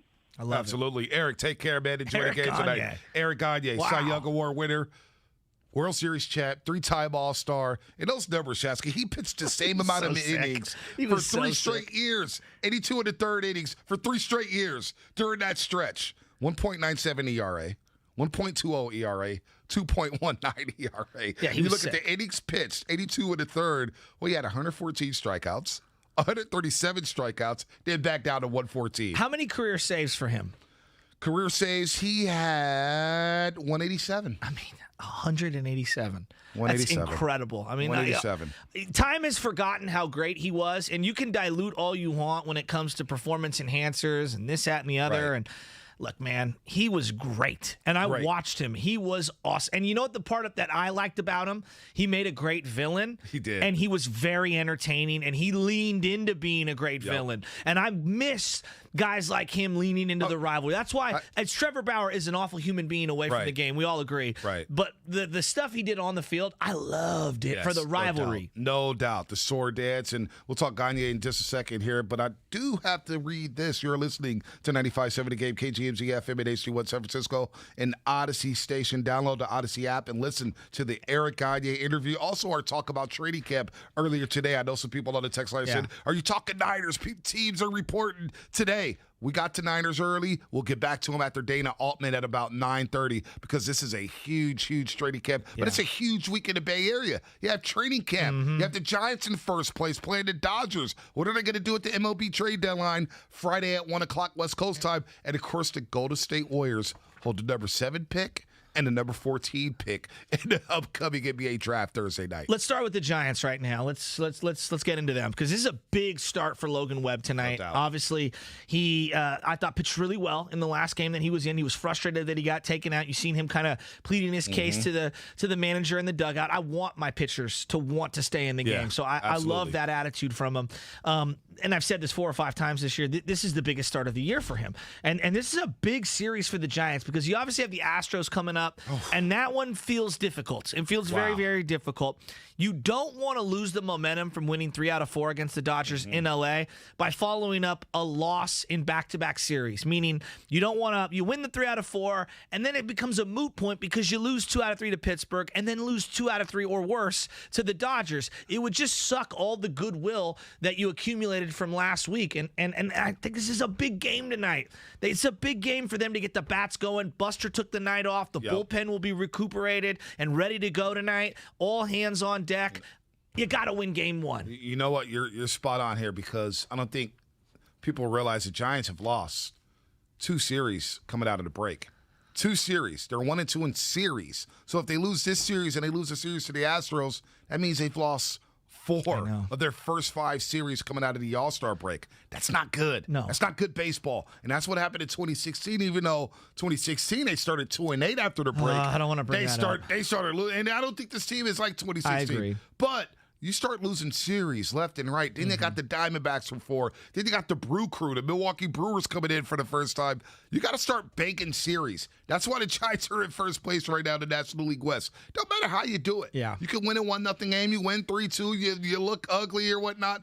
Win series. I think you just got to win the series, and this is going to be tough because Urias and Walker Buehler. Walker Buehler two is of just, the top 7 pitchers in the National League. They can't touch this guy, Shatsky. I know. They can't touch him. And well, so I agree with you. The pitching is it's going to be difficult to overcome. The area where they are weak in the Dodgers is that you're getting the worst of Bellinger right now, and you don't want him to get hot. Betts is out. Seager's out. Yep. Like, there are some injuries. Justin Turner's banged up. So, like, right now is the time to kind of put them down a little and get a 3-4 game cushion on them. Like, that's the way I'm viewing it. I'm gonna try not to get all pessimistic here. Like, we're looking at this the wrong way, Giants fans. Right.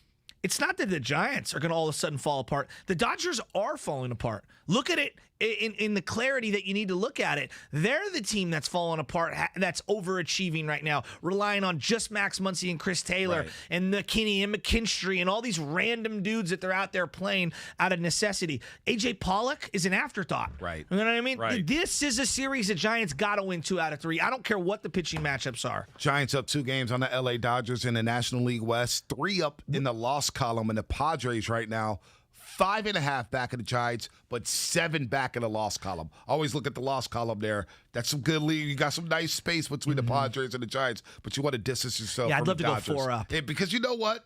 Dodgers are going to make moves at the deadline. Agreed. Andrew Freeman and company are making moves. Padres already made a move with Adam Frazier. I think they got more moves coming. They're saying, you know what? We got to go all in. We have Machado. We have Tatis Jr., Will Myers, Eric Haas. We got to go all in. We got these new jerseys. We're selling out at Petco Park. We're a new organization now. We're not the cheap Padres anymore. We're spending money. We're making moves here.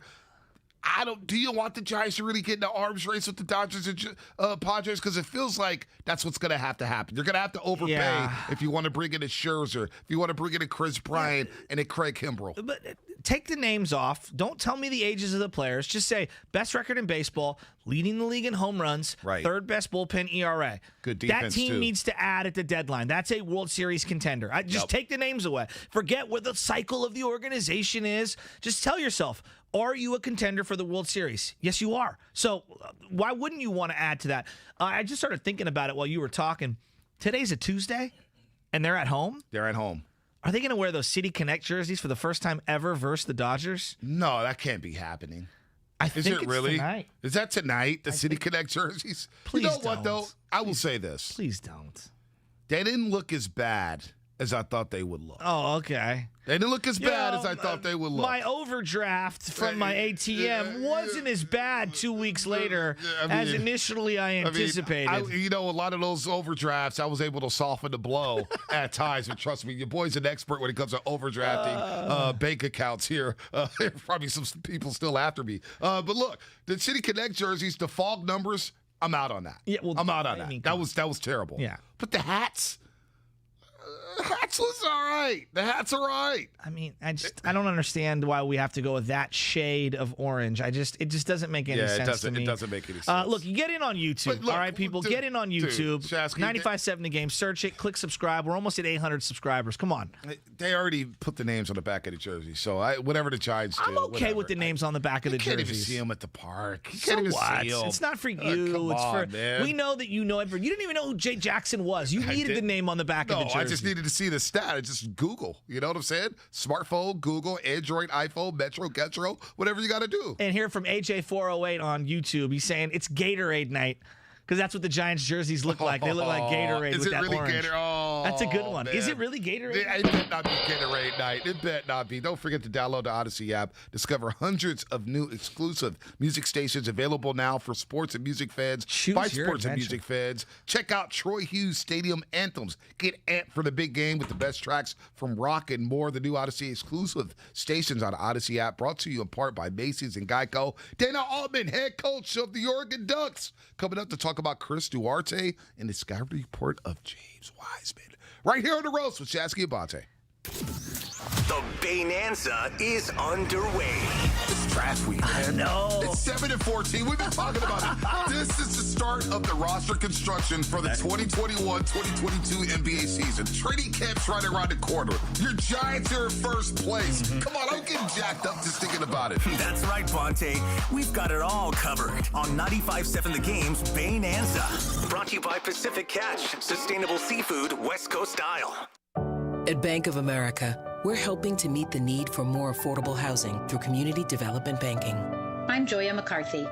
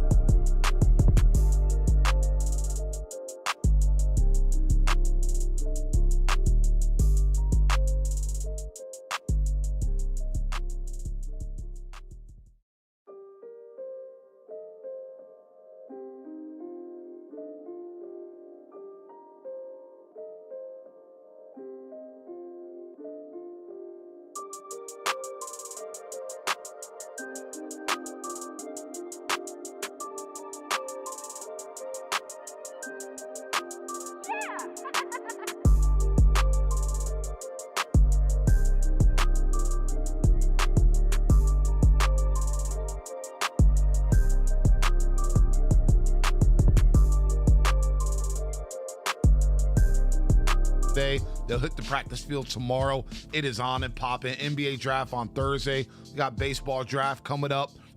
Baseball trade deadline. Major League Baseball trade deadline Friday, 1 o'clock West Coast time. Max Scherzer prefers a West Coast team. Where would Joey Gallo go? Where would Trey Turner go? Craig Kimbrell, Chris Bryant. But the big thing here, a lot of people are jacked up about the Warriors draft. 7-14. That's where they're picking right now. 7-14. I'm imagining a new segment for Bonte, okay? We're shop working this right now. Pillow Talk with Bonte Hill, where he speaks sweet nothings into your ear. D4 looks good. That was a great pillow talk. Giants are 3-0 in their City Connect jerseys. Per Tim Manning, who just texted me right now. Did you know Jimmy Garoppolo is my favorite quarterback in the NFL? Stop it. D4 looks good. I tell you what, one of my favorite prospects in the NBA draft is Chris Duarte. Why? I'm going to let Dana Altman explain why, because he's the head coach of the Oregon Ducks. Runs a very fine program up there. I love the way they play. They produce Jordan Bell, Tyler Dorsey, Dylan Brooks. Dylan Brooks caused some problems for the Warriors in the playing game for the Memphis Grizzlies. Dana, good morning. Welcome to the Morning Roast. We wanted to get you on here because we're trying to get to know these prospects. And you guys have had a very fine run in the Pac-12. Chris Duarte, 24 years old, and it seemed like every time I look around at a report, a mock draft, his stock continues to go up and up and up. So tell us a little bit about Chris Duarte, the person, before we get into his game on the court. Well, Chris played for us for 2 years and was part of 2 Pac-12 championship teams, and he's a very efficient player. At 6'6", he can handle the ball. He shot 53% overall, 42% from three, 80-something from the line, our second leading rebounder. So we, depended on him greatly this year. Last year he teamed up with Peyton Pritchard to give us a great backcourt. And then this year he had to take over more of the load, and he did a great job doing it. Was AP Player of the Year in the Pac-12. Again, led us to a Pac-12 championship, and really easy to work with. Out of the Dominican Republic, a young man that went the junior college route to get his English skills up to par, and he had a great 2 years here at the University of Oregon.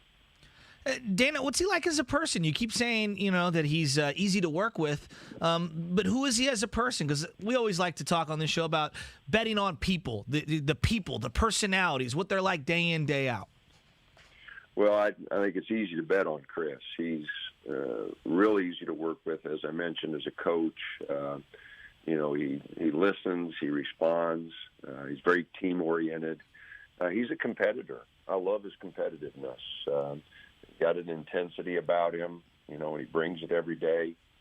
He asked me a year ago, Coach, what do I need to do to get in the draft?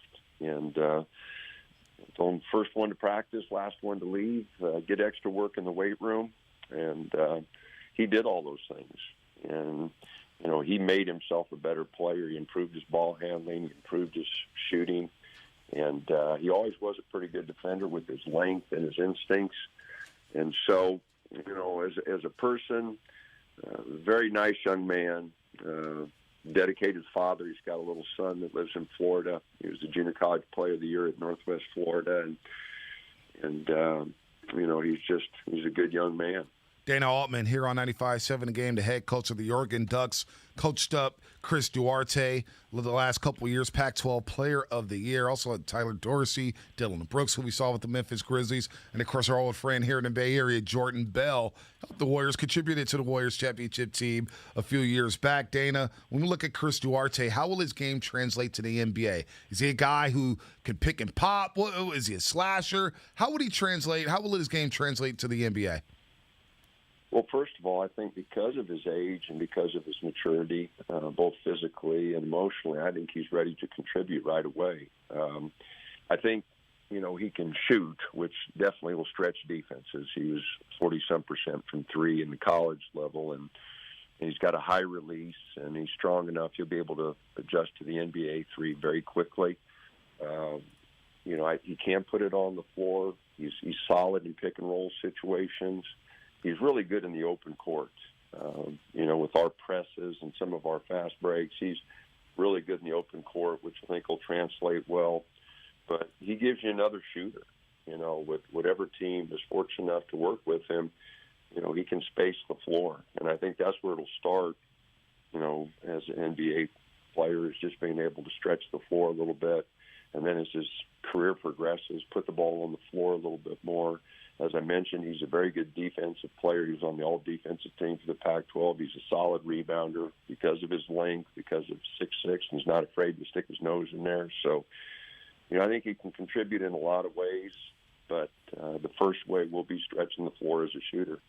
What might be something that he has to work on at the next level to really take his game to the next level?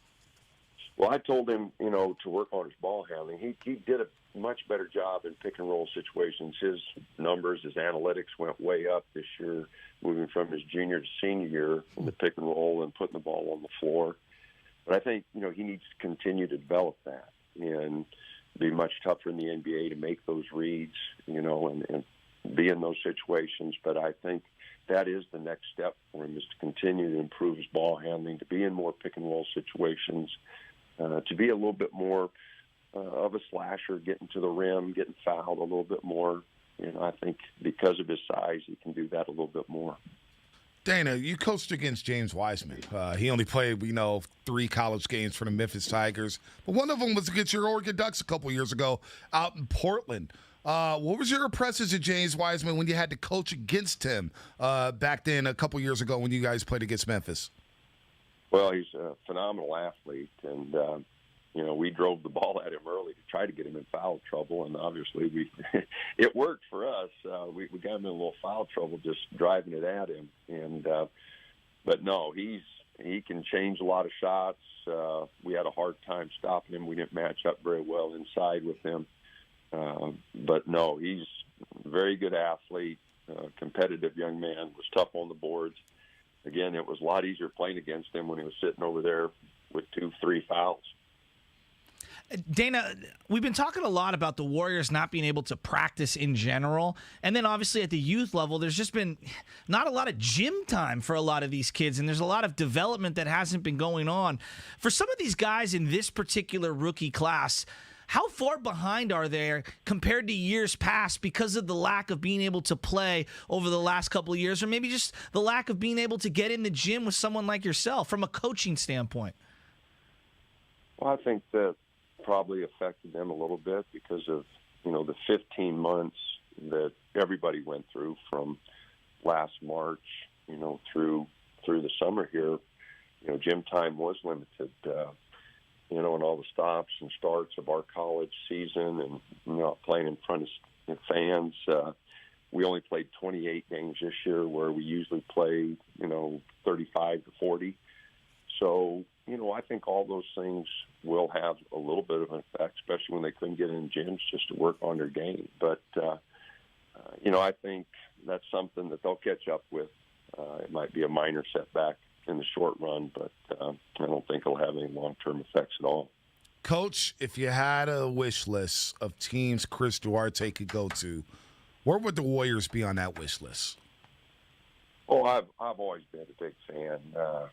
Coach Kerr and the whole staff there has been, so nice to our staff. So I've always been a big fan. And Larry Riley, the old GM, was my college coach. No way. Oh, yeah. No, I played for Coach at Eastern New Mexico. And so Coach has been a great mentor, great friend to me for, 40 years. So, like I said, I've always been a big fan. Coach Nelson was always nice enough to take me golfing and that. So I've always been a big fan of the Warriors, no doubt. No extracurriculars with Nelly? No, I stayed away from that. Stay away from that island, Coach. Stay away, man. Just stay in Eugene up there. You're doing a great job up there in Eugene. We can't wait to see what Chris Duarte does in the NBA. We'll see if the Warriors will select him at 7 or 14. Yeah, thank you, Coach. Coach, thank you so much for the time today, and best of luck next season in the Pac-12. You guys are a lot of fun to watch. Thanks a lot. Appreciate it. Anytime. Cool. Dana Altman here on the Morning Roast on 95.7 The Game. Eastern New Mexico. I'd never even heard of that school. Am I a jerk for saying that? No, you're not a jerk. I don't know where New Mexico. How close is it to Walter White's house? Heisinger and Breaking Bad. Like, don't know. Eastern New Mexico University. Oh. All right. It is. Have you ever met anyone from New Mexico? Yeah, I met a couple people from New Mexico. I've physically never met anyone They've from New moved Mexico. out. I mean, they met them out here. They're out here living now. Okay. Portales, New Mexico. Portales, New Mexico. That's where Eastern New Mexico is. Are we sure you're pronouncing this? Probably not. I'm probably butchering the name.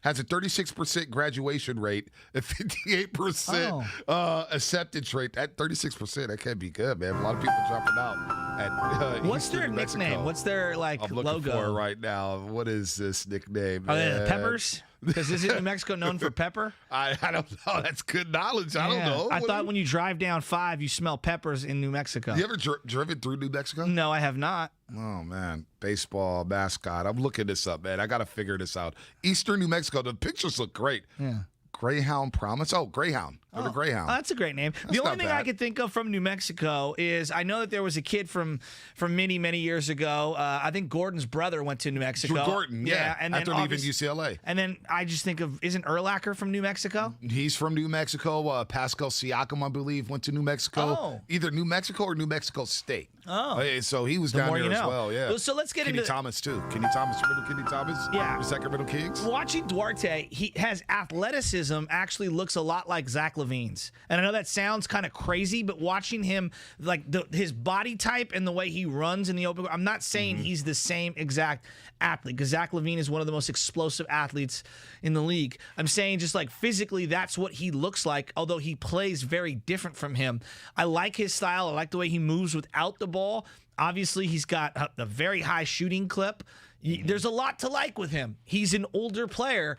It would fit into what the Warriors are looking for if you're asking, like, do you want to go raw and wait, or do you want somebody who's maybe a little more seasoned who can contribute right away? And when you talk about him obviously trying to overcome some of the language barriers that have been in his life, that's why he's as old as he is because he went to a junior college and clearly, was trying to learn the language. Wendell McKines from Richmond High also went down there to New Mexico State. He's a big dude. He used to come to the SF Pro-Am and just dunk all over everybody. Dude was like 6'5" with super hops. He'd jump over a car, maybe jump over an SUV. Griffin. Yeah, before Blake Griffin. Gotcha. He's got real big boy hops. New Mexico. I just went down the rabbit hole of the Greyhound, looking at their logo. They're like green and gray and whatnot.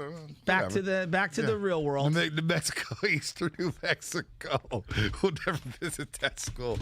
888-957-9570. Text line makes a good point here. 650. Can I get a Dana Altman, Bruce Bochy side by side? He's a competitor. Like, Dana Altman did have a little boats to his cadence. He'd be a great deckhand. Yeah. I was talking about Hunter Pence on Bochy's boat right there. All right, look, you got to get on YouTube right now, all right? Search 95.7 The Game. Get on there, hit subscribe. It takes seconds. Look, we have a huge audience. I'm a little disappointed that we're not even at 800 subscribers. Come on, We're not at 800 right now? No, we're not even there. 728? We're close. I think we're at 750s. But come on, people. Seriously, give me the Rick Barry. 752. All right, so obviously Giants and Dodgers tonight. Big matchup. We kind of discussed some of that. Warriors draft in a couple days. Right. And the 49ers. All right, Trady Cat. Oh, they're arriving today. Who is going to have the biggest arrival scene? Like when the red carpet comes out and they're walking from their vehicle to inside, who is the one that everybody is going to regurgitate? What's the catnip today? Is it Jimmy G? Is it Trey Lance? Well, I mean, the odds-on favorite's George Kittle. Yeah. The man bun. Yeah. The sandals. Zenny glasses. The Zenny. By the way, I was rocking the Zennies at Tahoe. Boy, they look so good on me. I love those Zennies. Yeah, it's Shout a out good to thing, Zenny glasses. The Zenny can make the man. Yeah, it can make the man. Boy, they made my fat face. Zenny glasses and George Kittle or Javon Kinlaw. Because Javon Kinlaw may walk the camp in Santa Clara with the squirrel around his neck. I was just going to say that. He may have that. I think it's Kinlaw, George Kittle. Dick Bosa's is going to come in understated. Nah, he's coming in with like a sweatsuit or something. Sweatsuit for Nick Bosa. Jimmy Ward, maybe, because he's been chirping a lot. I mean, he's making a lot of media appearances. Jimmy Mouth of the South Heart, a.k.a. Jimmy Ward. That's what we're going to start calling him now. Comes in with a megaphone like WWF. But no, to your point on Javon Kinlaw, yeah, him coming in shirtless with the squirrel and then just maybe like holding some dumbbells, that would be pretty cool. I'm expecting Nick Bosa to come in completely chiseled and understated. Like, I wouldn't be surprised if he's just got normal glasses on. He's going to walk right through everybody with his gigantic thighs. Dude, no glasses. He's wearing a backpack with one strap. Okay. One strap around his back. Not a Gucci bag. Not the Mayweather bag. He's not doing Louis Vuitton or Gucci. A regular JanSport. Or maybe he may even have an Ohio State backpack. May have one of those Ohio State backpacks from like the Fiesta Bowl or something. Whatever bowl game he was part of with Ohio State. And no glasses for Nick Bosa. Jimmy G will walk in with some Jordans. No, he's signed with Travis Matthew. Maybe he might not have Jordans on. No Jordans? Might have that Cutter brand no on. Jordans? Come on, Jimmy. Feels great, baby. Come on, you got to rock the Jordans, Jimmy. All right, Come on. If you're on YouTube you right gotta now, rock the Jordans right now. And Twitch, you can see that Bonte is holding up a navy blue with what's that print called? The Georgetown threes. Yeah, but what's the print called? The gray, like. Oh, I don't know. It's Get like Covey on the line. He knows like what real Jordans are. I don't know. He has Jordans. I mean, I don't know. No, he's got a collection. Come on, don't disrespect He my does boy. have a nice collection. But this, it's so smooth. It's like suede. It's like suede. It's the Georgetown Jordans. Georgetown threes. You are looking pretty good, but the girl dad hat, it does look like you're about to paint a fence. Yeah, I mean, I just threw it. It was on my fit. I just threw it on, man. I didn't feel like brushing my hair, really. Even though the cut looks nice. Shout out to Alan out there with swagger. Hay Street Barbershop. It does. Shout out. But training camp, like, the Niners don't have, like, a lot of big-time personalities, like, when you think about it. Like, even back when Harbaugh and Kaepernick and Michael Crabtree, they just kind of walk into camp and shorts, little pullover, nothing special. Yeah, Crabtree nothing like Aaron Rodgers. Yeah, Crabtree hadn't accomplished anything. He wanted to tell you how much he would accomplish. Look at the text line coming in. What are they saying? Elephant print on the threes. Well, how do you not know Elephant that as a print. Jordan aficionado? Dude, I've got an 8-month-old kid. That's why I don't know. I don't keep up with this stuff. I just rock them and look good. I'm wrong all the time. I mean, come on, man. Seriously. I'm looking forward, honestly. I mean, you hate to see it. I'm looking forward to them finally signing Trey Lance. Like, get this thing done. Not that I'm worried. It's just like, if it's a formality, then what are we waiting for? Get it done. It's not the end of the world, but come on. Like, why are we waiting? We're going to wait till the very last second? What is the wait? Just ink it. What is the wait when you know his slotted money, you know his slotted deal? Is he trying to get more money? Are they trying to move some money around? I don't know. Because here's the deal. You can't afford this guy to miss a day at camp. He needs to learn the playbook. Agreed. He needs to get out there and throw passes to Ayuk and George Kittle Who and Deebo represents Samuel. him? I don't know. But he needs to get in camp. Like, I need to see Trey Lance reporting in camp. Now, he was in Vegas with Kittle and everybody, and that was a good look. But can I get him to Santa Clara? Get him to Santa Clara on time. Yeah, Who's his agent? He's represented by CAA. So it's not Drew Rosenhaus. No, it's not Drew. And T.O.'s got 25 million reasons to want to be alive. I mean, one of the most ridiculous things he's ever said at any point. Drew Rosenhaus. I mean, like right now, I'm seeing a lot of Niner fans getting real fired up because this feels like they've got a roster that's ready to compete for the Super Bowl. We talk so much about finances. I mean, right now, they got two quarterbacks. Now, you like to have Aaron Rodgers. Right. Okay, but they got two really good quarterbacks. That's what you hope. They feel like they got a great running back room. Right. They got both their wide receivers ready to go. I'd like more, but they got both of them. Mm-hmm. They got George Kittle locked up. Feels like their offensive line is the best it's ever been, and they're older. They're not young guys that you're relying on. Banks is young, obviously, the kid out of Oakland, but you're trying to work in, Tomlinson next to Trent Williams. They did that last year. You're obviously going to have Alex Mack, but he's a veteran's veteran. I mean, he's here to win a championship. He's here for probably 2 years. And then you got McGlinchey, who's been in the system for quite some time. You're hoping he has a bounce back. So what you're telling me is this roster is loaded. Well, the offense is. I think it is. I think this is the best offense that they've had. Honestly, I think totality-wise, this is the best offense that they've had top to bottom since 2012. I don't think anyone would debate that. I don't even think. I think this offense could be better than 2012. Well, you got to go out and do it. I think this team can if 2012. If everything falls into place, I'm thinking they can have the best offense since the Steve Young-led Niners in '97. That's where I'm going, '97, '98. I'm going back then. Like this team. Calm down. All right, maybe I'm a little off that sugar water right now. Can I just give you some of the numbers real quick? Give me some numbers. They threw 23 touchdowns from the quarterback position in 2012 because they split time between Kaepernick and Alex Smith, and only 8 picks, okay? 23 and 8. I believe 24 by Cap the next year is the high water mark since for Jeff Garcia. Yes. Although Jimmy Garoppolo, had a nice year in 2019. Then you look at they ran for 1,200 yards just with Frank Gore. Another 800 yards give or take with Kendall Hunter and Colin Kaepernick. That's 2,000 yards or more as a team. Almost 2,500 when it was all said and done. And then just from the receiving standpoint, I mean, Crabtree had his best year individually in a 49er uniform that year. He obviously had 1,100 yards, 85 catches that year. Vernon Davis, a downtick in catches, 41 for 500 yards. But he scored touchdowns that year. He had 5 touchdowns that year. Michael Crabtree had 9 touchdowns that year. They had, obviously, Randy Moss that year. He had 400 yards, 28 looks that year. Obviously had tons of safety help over the top, opening things up for Michael Crabtree. B, I hear you. You got to go out and do it. That 2012 was a great offense by their standards because they've been kind of pedestrian offensively. It was an okay offense. I mean, was it a great offense? It was a good offense.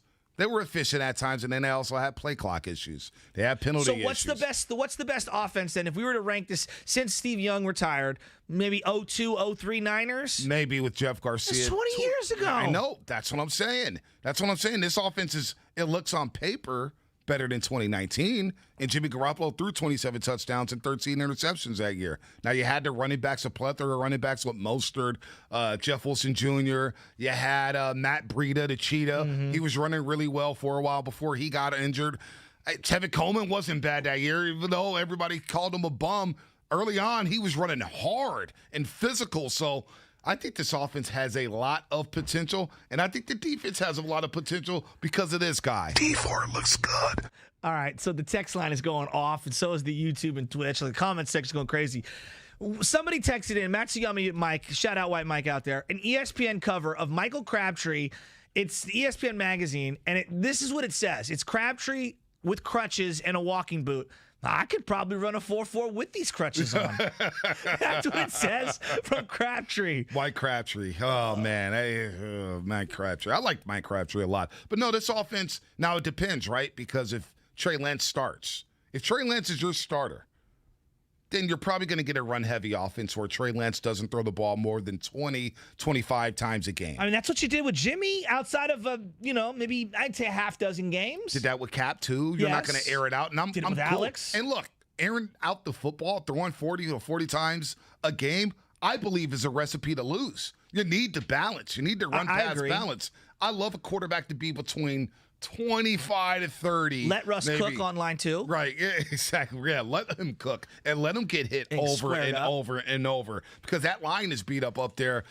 This offense has a lot of potential. Now, again, they'll scale it back probably with Trey Lance if he is starting. If Jimmy is starting, I don't want any excuses. I want Shanahan to open up the damn playbook. Mm-hmm. All right? You got a guy in here who's about to be 30. He's been in the league for a long time. He's a veteran now. He's been in this system now for 4 years.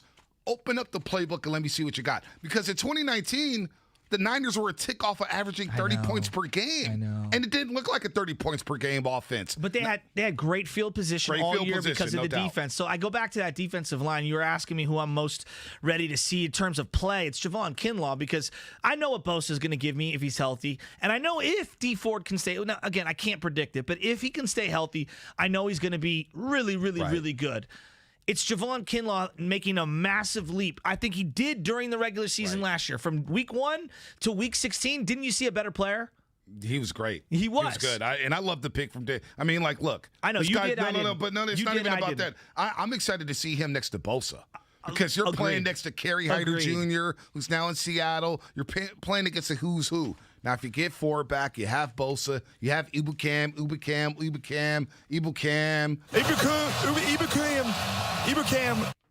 Thank you, Jason Witten.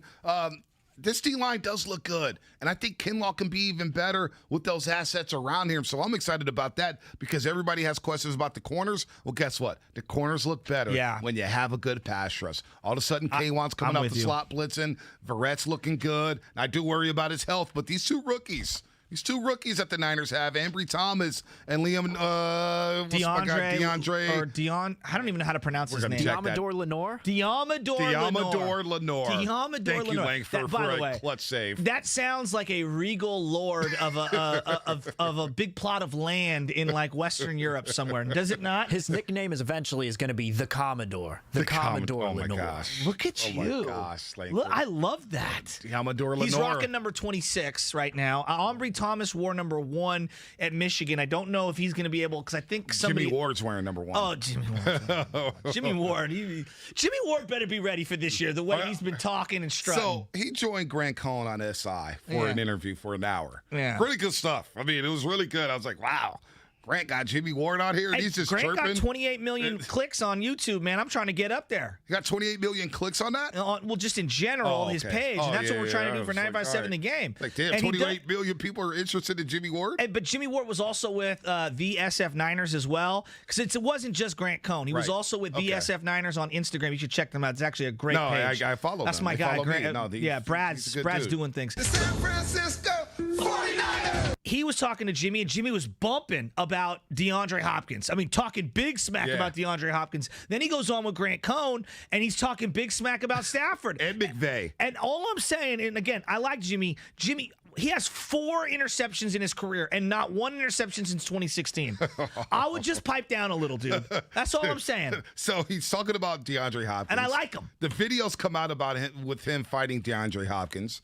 And now you're talking smack about McVay and Stafford when they have Robert Woods, Cooper Kupp, and Deshaun Jackson, and I like Van Jefferson. Van Jefferson ain't bad. I don't trust Deshaun. Yeah, but they have Van. I trust Woods and Kupp, and I trust Van Jefferson. I subscribe to that. Jimmy Ward is popping off a lot. Click. He is popping off a lot. A little too much for my liking. Popping off. When I see the silverback, that's what he calls himself, Trent Williams, because he's got the silverback tattoo on his back. When I see him on a boat talking smack on his Instagram, I just nod my head because he's the largest human being I've ever seen in my life. And he's accomplished. Right. Jimmy has had a very nice career after basically all of the Niner fans wanted to throw him out.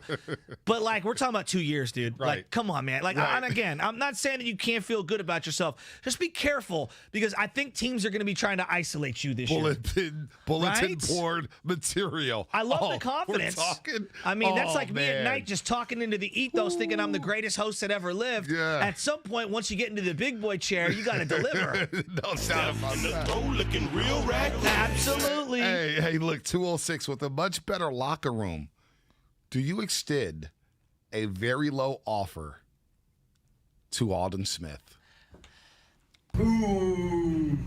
I don't know. No, that ship has sailed for me. I don't want him back in this environment. If I'm the Niners, I'm saying to myself, no. And didn't he just get in trouble again in the offseason? He did get in trouble. No. Are you out of your mind? So he's up in Seattle right now. Yeah, he had so many chances. Shame on you, one time. What's the saying? Shame on me, shame on you. Come on, give it to me. Shame on you one time. Fool me once, shame on you. Fool me twice. Can't get fooled again. That's a joke. That's what okay. I was going to say, is that it? Whatever it is. No, do not bring this guy back. I'm out on that. Yeah, no, I'm out on that. I'm out on that, too. I mean, he's up in Seattle right now anyway, signed under a contract. So, 206, he's a Seahawk. But we'll see if he even makes it to game number 1 because he did have some issues here. But Giants-Dodgers, huge game at Oracle Park, 6:45. Who has more pressure on them? The Giants or the Warriors to swing a big deal? Oh, before we get out of here, because I think it's the Giants. I do, because I think they're a World Series contender this year. Do we have the Popovich sound from today? Mad Dog Russo. Mad Dog Russo. Did we pull that? Curly should have it. We could pull it because, hey, first of all, when does Team USA play? I got the Peacock app, but I have no idea when they play. I don't even know who they're playing. You don't want to watch Olympian JaVale McGee and Jeremy Grant? No, I don't. Not Face really. on the best in the world? It's the most underwhelming Olympic team since the original Dream Team when they started inviting pros. No, the 88 team was a squad. They had David Robinson on it, if I'm not mistaken. Yeah, but they had college. They were still college kids. Yeah, but the Admiral. Yeah. I mean, that was great. Playing for the Navy. Navy. I mean, since 92. Yeah, the Stephon Marbury team was really bad. They were bad, but they had ballers, right? Yeah. You were intrigued. Iverson, Marbury, Tim Duncan, a young LeBron, a young Melo, a young Wade. I'm not mad at that. This team right here is just like, man, we can't get anybody. We got Zach LaVine. Like, who wants to wake up at 5 a.m. and watch Zach LaVine? I'm with you. JaVale McGee. Like, really? He could call. Is Zion unavailable? And we were talking about Damian Lillard coming to the Warriors. Have you watched Damian play defense? Dude, he has been getting hunted. Dude. Teams are hunting Damian Lillard. And did you see him slip on that banana peel like it was Mario Kart on the final possession for the Warriors? I know we're slandering Damian. For the USA team? Yeah. I know we're slandering Damian Lillard. We're slandering Dame Dollar, which means we probably can't go to Oakland for the next 2 months. But he's getting hunted on defense. I hope that ship is sailed because I saw some clips over vacation about Dame Lillard coming to the Golden State Warriors. You think I'm out on Bradley Beal? I'm so out on Damian Lillard being a Warrior. So out. All right, so let's tee up this little sound here. Mad Dog Russo was going in on Popovich. Now, there was a time maybe 3 or 4 years ago, JD and I were doing a show late at night after a Warrior game, and I told him I am so done with Popovich. And this is when they were good, when the Spurs were good and they had Kawhi. I'm just done with him. I'm just so over him. I want to hear what Mad Dog had to say about Pop. I mean, Popovich is such a grouch. You know, sometimes it's endearing because you like him, but you can't ask him a question. If they lose, if you ask him something, he jumps down your back like you're a peon, and he's the king of all coaches. I mean, this is a team that's got Durant and Lillard. All right, they shouldn't be losing to Fournier and Gobert. I'm sorry. And here comes Holiday, by the way, who just won an NBA championship. Who showed up. This team should not be losing to this freaking team from France under any circumstances. And if you ask him about that after he got all upset after they lost in an exhibition game, he's yelling and screaming. He almost makes you want to root against the United States with his attitude. Oh, he's such a grouch, and he hates the media so much. Gee whiz. I'm 100% with Russo here. Let him finish it. He said some great things. Is he done? He's still ranting? No, it was basically it he was saying. It was like a 4-minute rant. Right. Like on the real. Like, is Popovich a great coach? He was a great coach for the longest time. He doesn't forget all the things that he's learned, no question about it. But, like, at some point, the game passes you by. Well, you know what he's doing, Shasky? He's overcoaching this team. He's pounding his system and, let these dudes just run. It's Kevin Durant, Damian Lillard. You got Middleton there. You got Drew Holiday. You have Bam Adebayo. Just let these dudes run. And Jason Tatum. Just pick up basketball Forget for USA them. For a second. Like, why are you running this read and react offense in the old? Just let these dudes ball. I agree with that, but the roster's not very good. Anyway, it's not a good roster. Point being is to forget the team and how he's coaching that team. He treats people like jerks. Yeah. All right? Yeah. He's the jerk. We all have a family member who thinks they're better than everybody, or a person in our lives who talks down to you. I've actually been to Paris 7 times, and I only eat the finest of things. And that's not Gucci. I don't wear it. Like, he's just so condescending. I'm more philosophical than you are. I'm smarter than you are.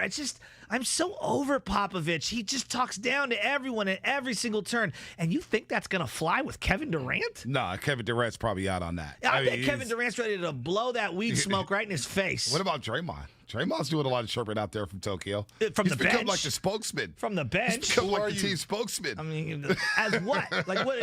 Booster Saying club? We need to play better defense. I mean, come on. We need to recover. We still have a lot of talent. I love Draymond.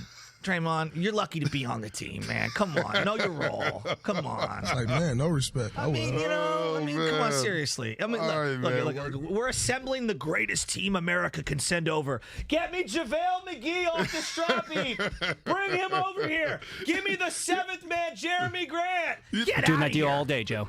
You know what was funny with JaVale McGee when it was announced that he was joining Team USA? I actually saw tweets where he said, well, the Team USA could really use his athleticism, and in FIBA rules, you could use his shot blocking. Get out of here. It was hilarious. All right, coming up Get here. out of here. Whitey, Dibs, and JD, they're in today. Part of me wants him to lose. Whitey has his eye on the trade the Giants must make. Former Major League Baseball closer Brad Lidge. He'll talk trade deadline at 11:48. And UConn men's basketball coach Dan Hurley, the brother of Bobby, chats about potential Warriors pick James Bouknight at 12:48. You don't want to miss that. As it is a Bay Nanza here at 95.7 The Game. MLB trade deadline coming up Friday at 1 o'clock. NBA draft Thursday. And the Niners reporting to camp later today. Have a good day, everybody.